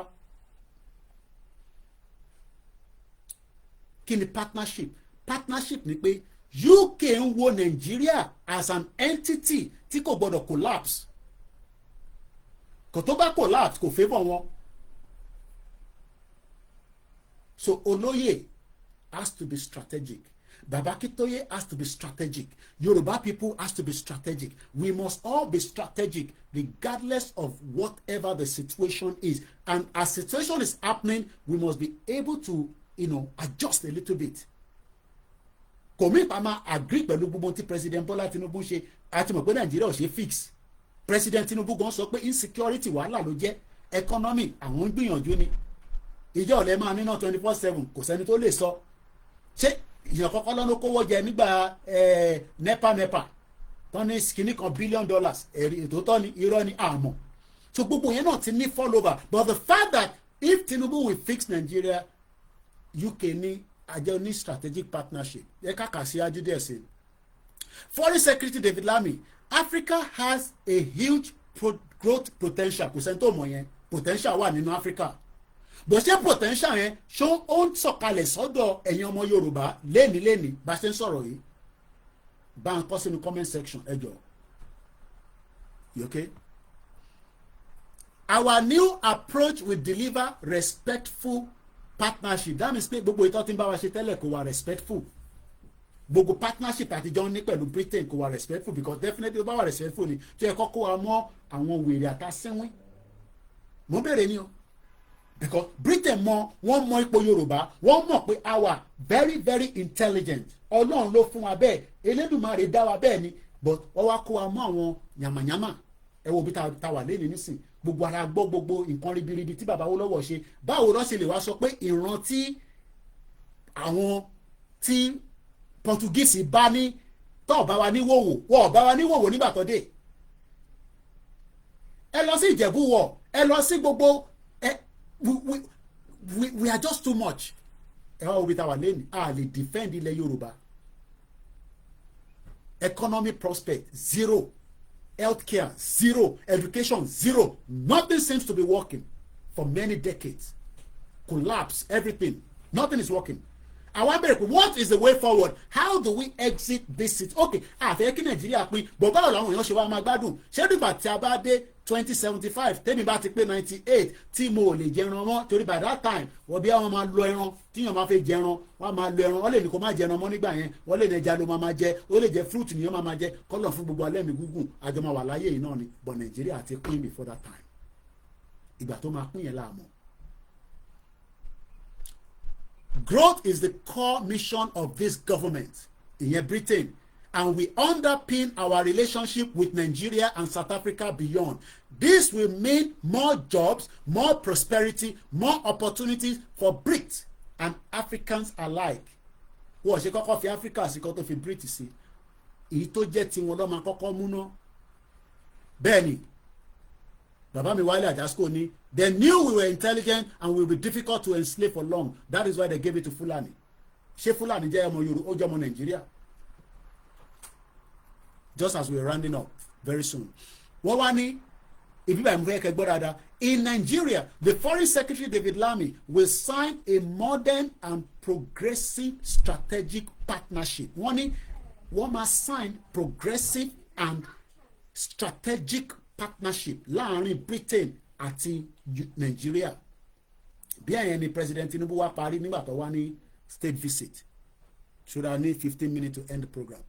The first of its kind between United Kingdom and Nigeria. Pé irú partnership yìí o Koiki má fi wé irú partnership tí o máa ń sọ̀rọ̀ lé lórí as amalgamated because nígbà tá amalgamate yín afún yín independent ẹ̀yin lẹ̀ ṣe tó yẹ kẹ́ ṣe but nísìnyí àti wá rí pé gbogbo yín ti gbọ́n social media ti open up everything ó ti fi nǹkan wọn àwọn èèyàn ó ti trash oríṣiríṣi ó da nígbà yín ṣe irú partnership àṣẹ nígbà yẹn mọ́ partnership àṣẹ pẹ̀lú àwọn Fúlàní but partnership àfẹ́ ṣe nísìnyí pé ká ṣe pẹ̀lú President Bola Tinubu ká fún ní state visit kó wá kó bá wa ṣe nítorí kó ṣe káwa náà dẹ̀gbọ́n tó yẹ ká gbà lọ́wọ́ ẹ̀ òun ni partnership tó ń ṣe lọ́wọ́lọ́wọ́ nísìnyí how long ni partnership yẹn farabalẹ̀ kó gbọ́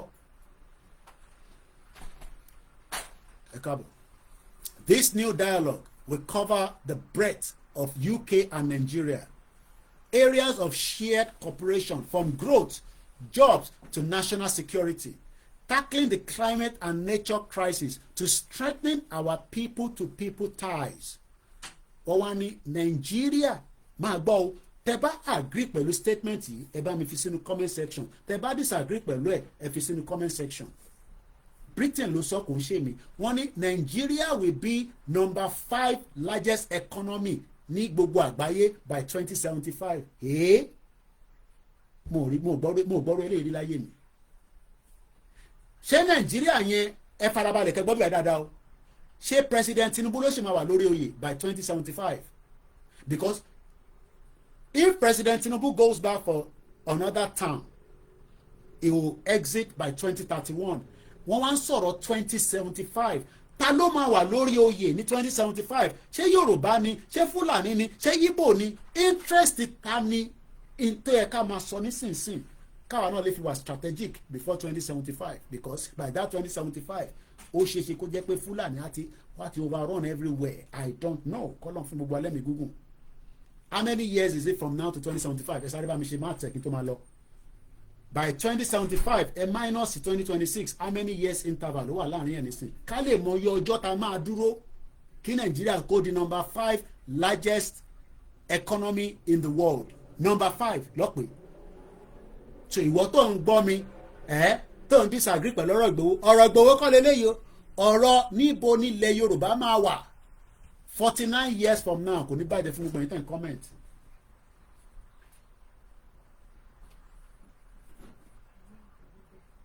$49 from now kábíyèsí ọmọ tó bá bí lẹ́ni tó bá bí ọmọ tuntun sínú lẹ́yìn lẹ́ni àbí ó gbọ́kọ́ bímọ in 49 years ọmọ yẹn máa gbádùn Nàìjíríà so kọ́mọ yẹn máa expect pé the first 10 years iná máa wà gbogbo nǹkan máa ṣiṣẹ́ but wọ́n ní tó bá máa fi pé 49 years ọmọ yẹn náà máa wà okay now gbogbo ẹni tó wá ń gbọ́ mi lẹ́ni ní wákàtí ọ́díò mi lẹ́gbọ́n ni YouTube lẹ́gbọ́n ni Facebook lẹ́gbọ́n ni ẹ á di 49 years mọ́ èjì yín lẹ́ni nígbà yẹn lọ ní Nàìjíríà máa ní growth so kí ló wá ní ṣe pẹ̀lú Ìgbòho tó ń bá Ìgbòho jà ṣé Ìgbòho ni government bí Tinubu wá wà nbẹ tó sì nbẹ Britain ní by 49 years Nàìjíríà máa wà okay so kí ló wá ń bá Ìgbòho jà fún kí nìyẹn ní ṣe pẹ̀lú Ìgbòho ṣé Ìgbòho ló sign contract pẹ̀lú Nàìjíríà.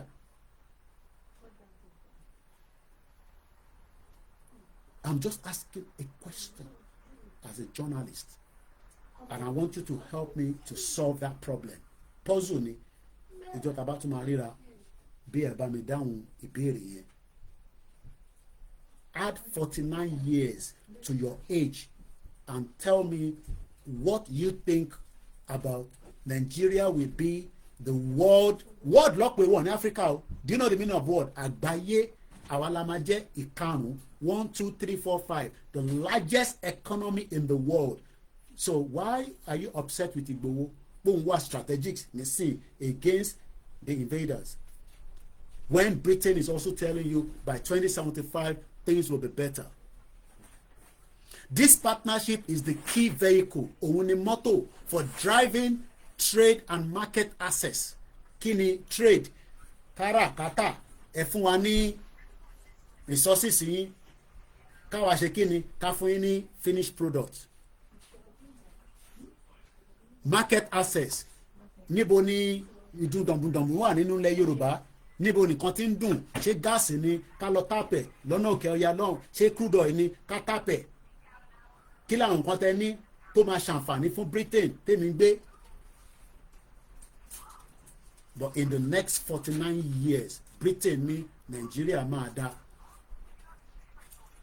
the largest economy. So kí wá ní kí ló wá jẹ́ pé ṣé President Tinubu ṣì máa wà níbẹ̀ by 2075 eléyìí ò tí ì mú jàdá ní ṣé President Bola Tinubu ló máa wà lórí oyè òkè ká tẹ̀sọ́ pé a fẹ́ fún President Tinubu kó wà lórí ẹ̀ how old ni President Tinubu by 2075 ẹ just based on his age ẹ má fún mi ní any other age based on his current age ní birthday bàbá tó ṣe láìpẹ́ yìí ẹ bá mi add 49 years mọ́ kẹwàá béèrè pé ṣé ká wà strategic àbí ká sọ pé torí à ń bínú sí Tinubu based on that age 49 years ẹ bá mi sáré ẹ fún mi mo rí ààrẹ tó mọ further mass níbí báyìí ni ṣé kí n lo calculator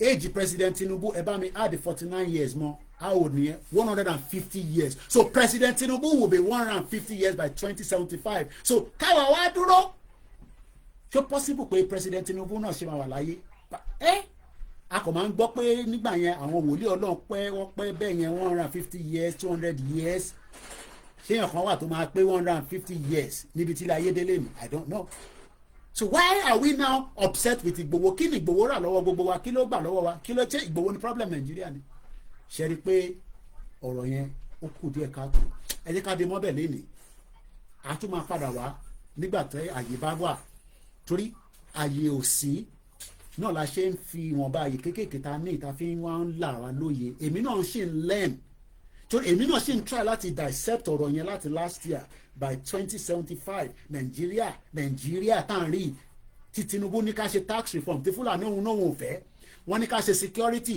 sọ́dánù Sokoto náà wọn ò fẹ́ Gumi náà wọn ò fẹ́ dá Nàìjíríà yẹn náà ló máa wá ní good partnership pẹ̀lú Britain tó máa wá di largest economy in the world láì ṣe India èèó ṣe rí i pé ọ̀rọ̀ yẹn ó kù díẹ̀ káàtó kò tí ì mú jáde ní so ìgbà tó o gbàgbọ́ yé o kàn rí pé ọdẹ filẹ̀ APC ọ̀rọ̀ filẹ̀ APC ṣì máa wà by 2075 mo kíyà mi fẹ́ David ṣé APC ṣì máa wà by when it is 123 President Tinubu with 123 àti 123 ìyá mi kan fọdọlógún jà mo kí ìyá dáadáa mo ti kí tẹ́lẹ̀ oṣooṣù ni tí wọ́n yẹn kò ń yẹ mo ní láti rán létí Ọlọ́run tó ní kẹ́ máa rán ọmọ yín létí ní gbogbo ìgbà Ọlọ́run bá mi máa bùkún yín torí iṣẹ́ mélòó láwa lè ṣe iṣẹ́ tá gbé dání náà ni sọ àwọn tó ràn wá lọ́wọ́ lọ́tún lọ́sì náà ni tí tàbá ní kọ́ dáwó nísàn lónìí máa sá lọ báyìí nísìn àlè máa dáwó àbí oṣù ti parí mo bẹ̀rẹ̀ ni o ṣé APC tí bàbá Olóyèdé filẹ̀ nísìn tó sì máa exist by 2075 àlè má gbọ́ APC yẹn mọ́ láíláí mọ́ tàbá sì náà wà nù Nàìjíríà èmi àti pé 90 something áwò lẹ́yìn náà ṣé kò jẹ́ ká wà strategic nísìn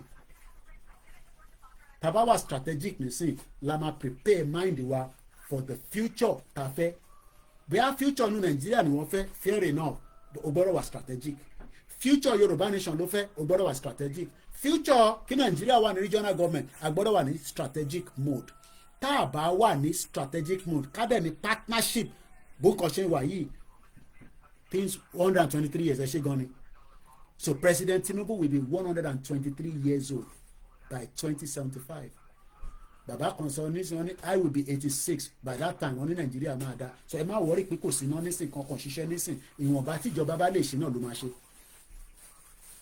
so lẹ́ẹ̀kan sí àníri jù bẹ́ẹ̀ lọ lórí ìkànnì wa iléeṣẹ́ wa náà ní Koikimedia bí ẹ ti ṣe ń mọ̀ pé ibi báyìí àwa máa gbé jáde bó ṣe rí wọn ní láti fi ìkan kún kan mo ti sọ tí David Lamy sọ adẹ̀tírí tí President Tinubu wá sọ now just to close it we're not signing agreement kan UK Nigeria Tinubu Port Authority àmọ́ wọ́n náà sign kankan record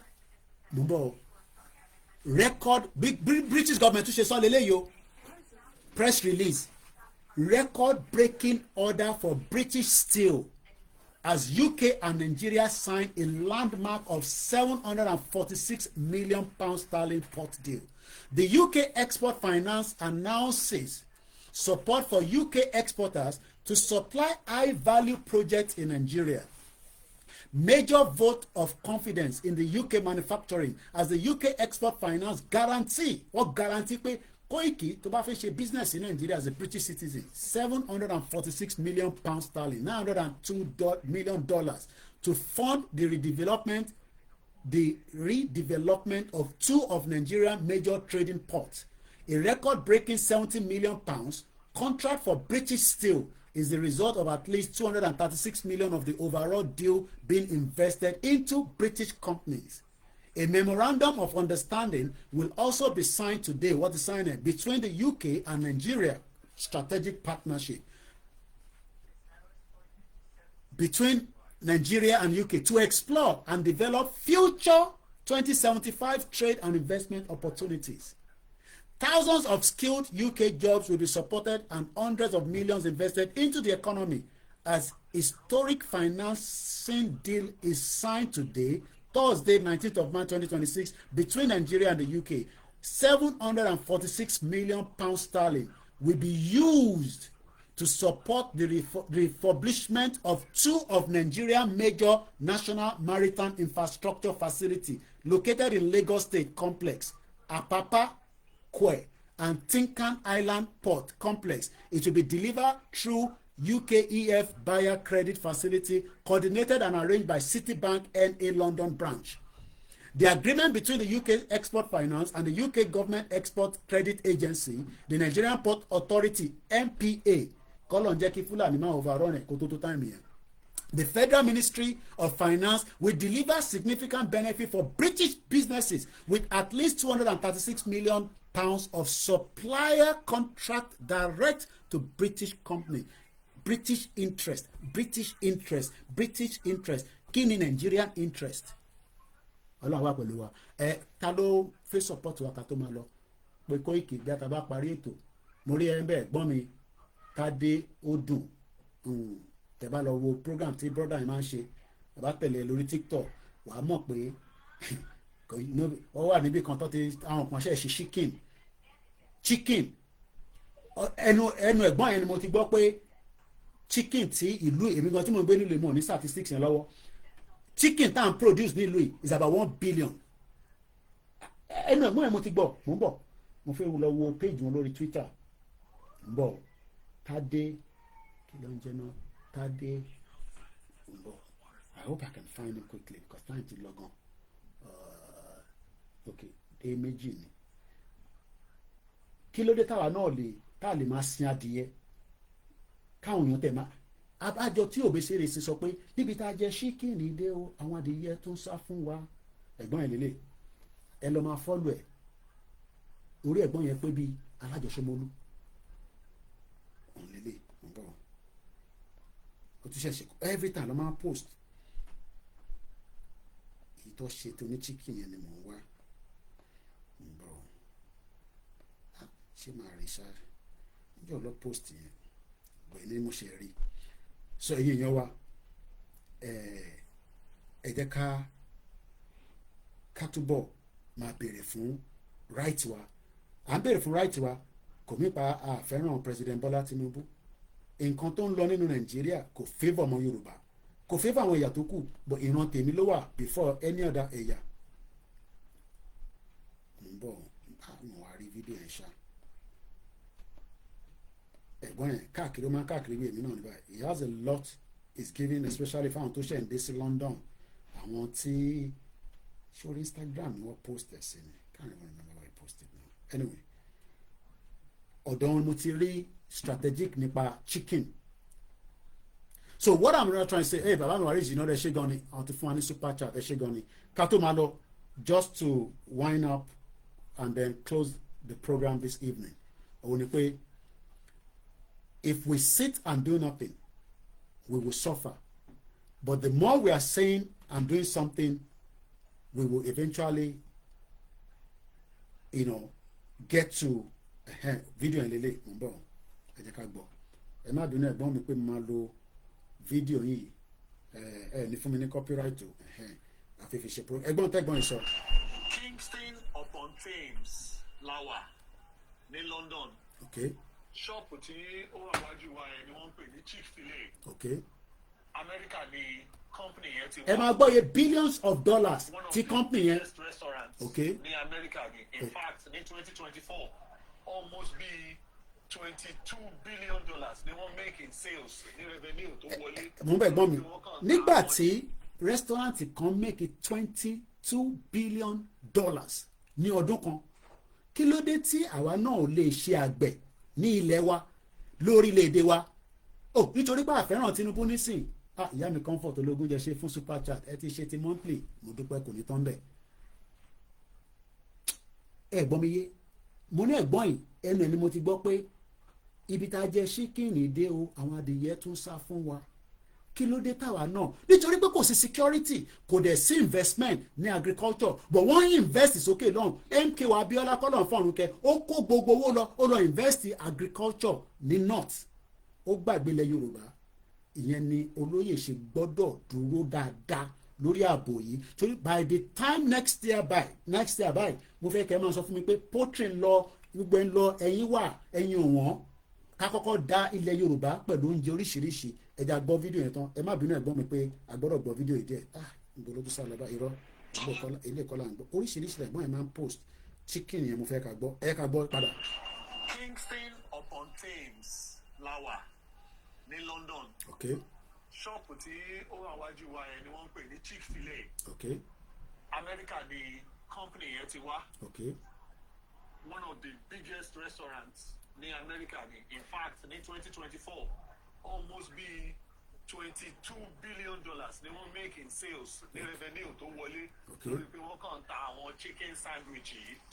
Chicken ni most of nǹkan tí wọ́n máa fi ń ṣe gbogbo nǹkan tí wọ́n ń ṣe. ẹ bá power tap ẹ ṣe ànípẹ́ parí ẹ̀. Chicken jẹ́ oúnjẹ kan tó surplus tó ya yẹ̀yẹ́ gan-an lábúròdù yìí. In fact ní UK yìí nìkan. ẹ gbọ́ o.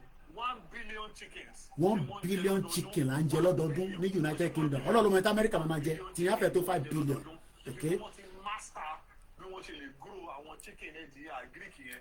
ẹ bá rántí orin tó bẹ́sẹ̀ lè kọ́ lọ́dún náà lọ́hùn torí pé ibi tá a dẹ̀ jẹ́ chicken dé àwọn adìyẹ tún sá fún wa.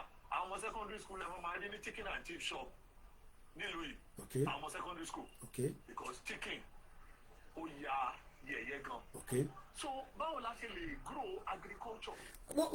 ẹ̀gbọ́n yìí ń béèrè pé báwo la ṣe lè grow agriculture. grow agriculture níbi tí Fúlàní ti ń pààyàn sọ pé ò fẹ́ gbòwó bó dé fìlà APC.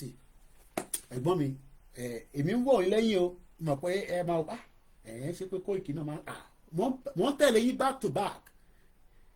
ọlọ́pọlọ lèmi UK lèmi gbé èmi gbọ́dọ̀ máa tẹ̀lé àwọn tó lọ́pọlọ bíi tèmi náà àbẹ́ àwọn tí ọpọlọ wọn ju ọpọlọ tèmi lọ torí inú ọpọlọ tí wọ́n ní máa fi ẹ̀rí intergate ní sí intergate ní sí mo fẹ́ lè ní owó ètì ju another 1 hour program lọ. wọ́n ń béèrè pé báwo la ṣe máa ṣe agriculture tẹ̀yìn náà máa ṣe poultry báwo ló ṣe fẹ́ ṣe poultry tó níná because ẹni tó bá máa ṣe poultry ó gbọ́dọ̀ ní 24 hours iná yàtọ̀ sí security torí nígbà tó bá ń ṣe poultry tí Fúlàní wọlé tó gbé ẹ lọ́rùn tó gbé adìyẹ lọ torí pé ọ̀rọ̀ yẹn ó deep gan a gbọ́dọ̀ wà strategic. ṣé ń pe account number yẹn àbí ẹ pè mí lẹ́yìn kí n fún yín ẹ pè mí lẹ́yìn kí n fún yín ẹ bá lọ sórí status mi nísìn àfi account number síbẹ̀. mo kí gbogbo èèyàn wa lẹ́ẹ̀kan sí káàkiri gbogbo tí ẹ ti ń wò mí mo kí àwọn family mi náà mo kí àwọn ẹ̀gbọ́n mi mo kí àwọn gbogbo mọ̀lẹ́bí lọ́tún lọ́sì mo kí ẹ̀ tẹ wò wá tẹ dá sí àtẹ̀yìn tẹ comment àtẹ̀yìn tẹ ṣe àtẹ̀yìn tẹ ṣe ó tún dìgbà tí àyè bá wà ìlú yìí kò sí àyè rárá nígbà táyé wà là ń ṣe kò sáyè mọ́ nísìnyí tó mo kí gbogbo alẹ́ nǹkan sí ẹ jẹ́ ká máa lọ báyìí nígbà tá a bá tún máa pàdé àníwára wa tí o ò ní jọ ẹni tó ń wá èmi náà ní jọ ẹni tó ń wá Fúlàní ò ní jíyàn kan gbé tó máa pè mí then we are very careful mo ní bẹ́ẹ̀ dá sí kéèsì ibi tó bá ti defraud ẹ brother kan send message sí mi àwọn kan ti gbowó lọ́wọ́ wọn millions of naira nígbà tí ẹjọ́ ń ṣe pè mí tẹ́lẹ̀ Nàìjíríà àwọn tó máa gbáyàn wà lọ́tún lọ́sí mo fi sọ ẹ̀yà yẹn tó bá dàbí pé kíní àwọn ẹ̀yà wa kejì ni ọgbà ẹ̀gbọ́n yẹn wọ́n wà ní Italy wọ́n ti gba petition yẹn wọ́n kọ́ sí ọ̀sẹ̀ndẹ̀ sí mi pé kí n kà mo ò lè ráyè mo sọ fún wọn to the point I'm busy I can't do it mo mọ̀ tó fi yẹ kí n bá wọn ṣe mo sọ fún wọn straight up wọ́n lè máa gbọ́ mi báyìí mo busy gan kéèsì oríṣiríṣi ti wà níwájú wa so do your diligent owó ṣe èyí tẹ́ wà labroad send owó sílé send owó sáwọn kan wo ìtọ́gbà lọ́wọ́ ẹ̀gbọ́n yẹn kò ń sọ̀rọ̀ 50 million ó lè má jẹ́ small money fún wọn ó lè má jẹ́ big money ẹ̀yin diaspora ni mo bá sọ̀rọ̀ nísìn mo ò ní kẹ́ máa invest in Nàìjíríà o but shine your eyes kó má yẹ pé máa gbé kéèsì wọn bá mi tí máa dẹ̀ sọ pé mo busy mo ka petition yẹn orí mo wò pé nígbà téèyàn kúrò nílẹ̀ kò síbi tó lè invest sí o fẹ́ lọ invest sí Enugu náà lọ́hùn Enugu nígbà tí bá tẹ̀ ti gbọ́ Enugu ẹ̀kẹ́ flag up pé kí ló dé wọ́n ti gbà wọ́n ti dúpẹ́ wọ́n ti di kéèsì EFCC sí àwọn ènìyàn so ẹ̀wọ̀n pé Koikimedia oríṣiríṣi lẹ́wọ̀n á ń gbé wá bá níwájú wa so má fi ṣe àríkọ́ṣe gbogbo pound sterling tẹ́ pa nínú òtútù kò fáwọn kan kó fi máa jẹ tọ̀ìtọ̀ nígbà mo délé wọ́n ń jẹun gidi àwọn tó ń jẹun gidi mo bá wọn ní búkà jámàlà jẹ yán jẹ egun fẹ́ jẹ gbogbo kò ń ṣe gbogbo yàn so on that note thank you so much my name is OLAYOMI KOIKI I hope you've enjoyed the program share má lo fídíò mi o má gbé no mo fẹ́ kẹ́ gbé gbogbo fídíò mi kẹ́ bá lọ retitle ẹ wá change the picture ẹ wá change no a máa flag ẹ we don't want it no ẹ jẹ́ káwọn èèyàn wá mi wá sórí platform mi kọ́ wá wo ohun tí mo sọ kọ́ gbọ́ tó bá dẹ̀ faramọ́ fine tó bá dẹ̀ faramọ́ kọ́ comment kọ́ máa lọ èyí táwa náà bá dẹ̀ faramọ́ àmọ́ tá a máa ṣe fún yín iṣẹ́ wa fúnlẹ̀ wa forílẹ̀ ibi wa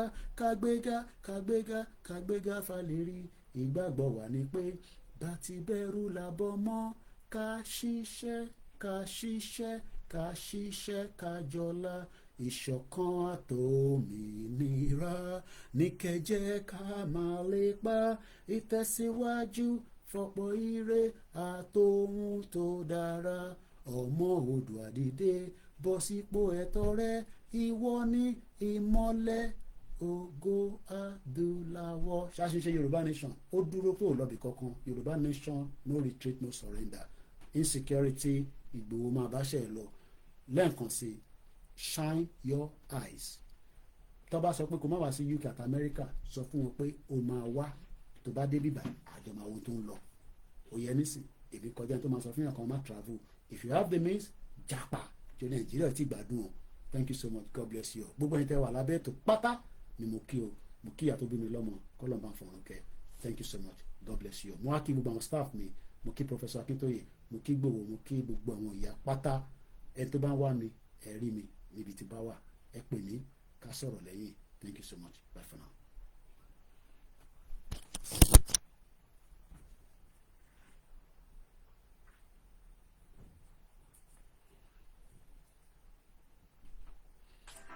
ẹ ṣe ìgbọ́n mi ọ̀tẹ́dùn mo kí n gan. Thank you so much. God bless you. Bye for now.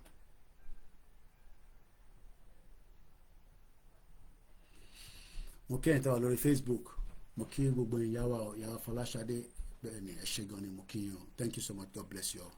Bye for now.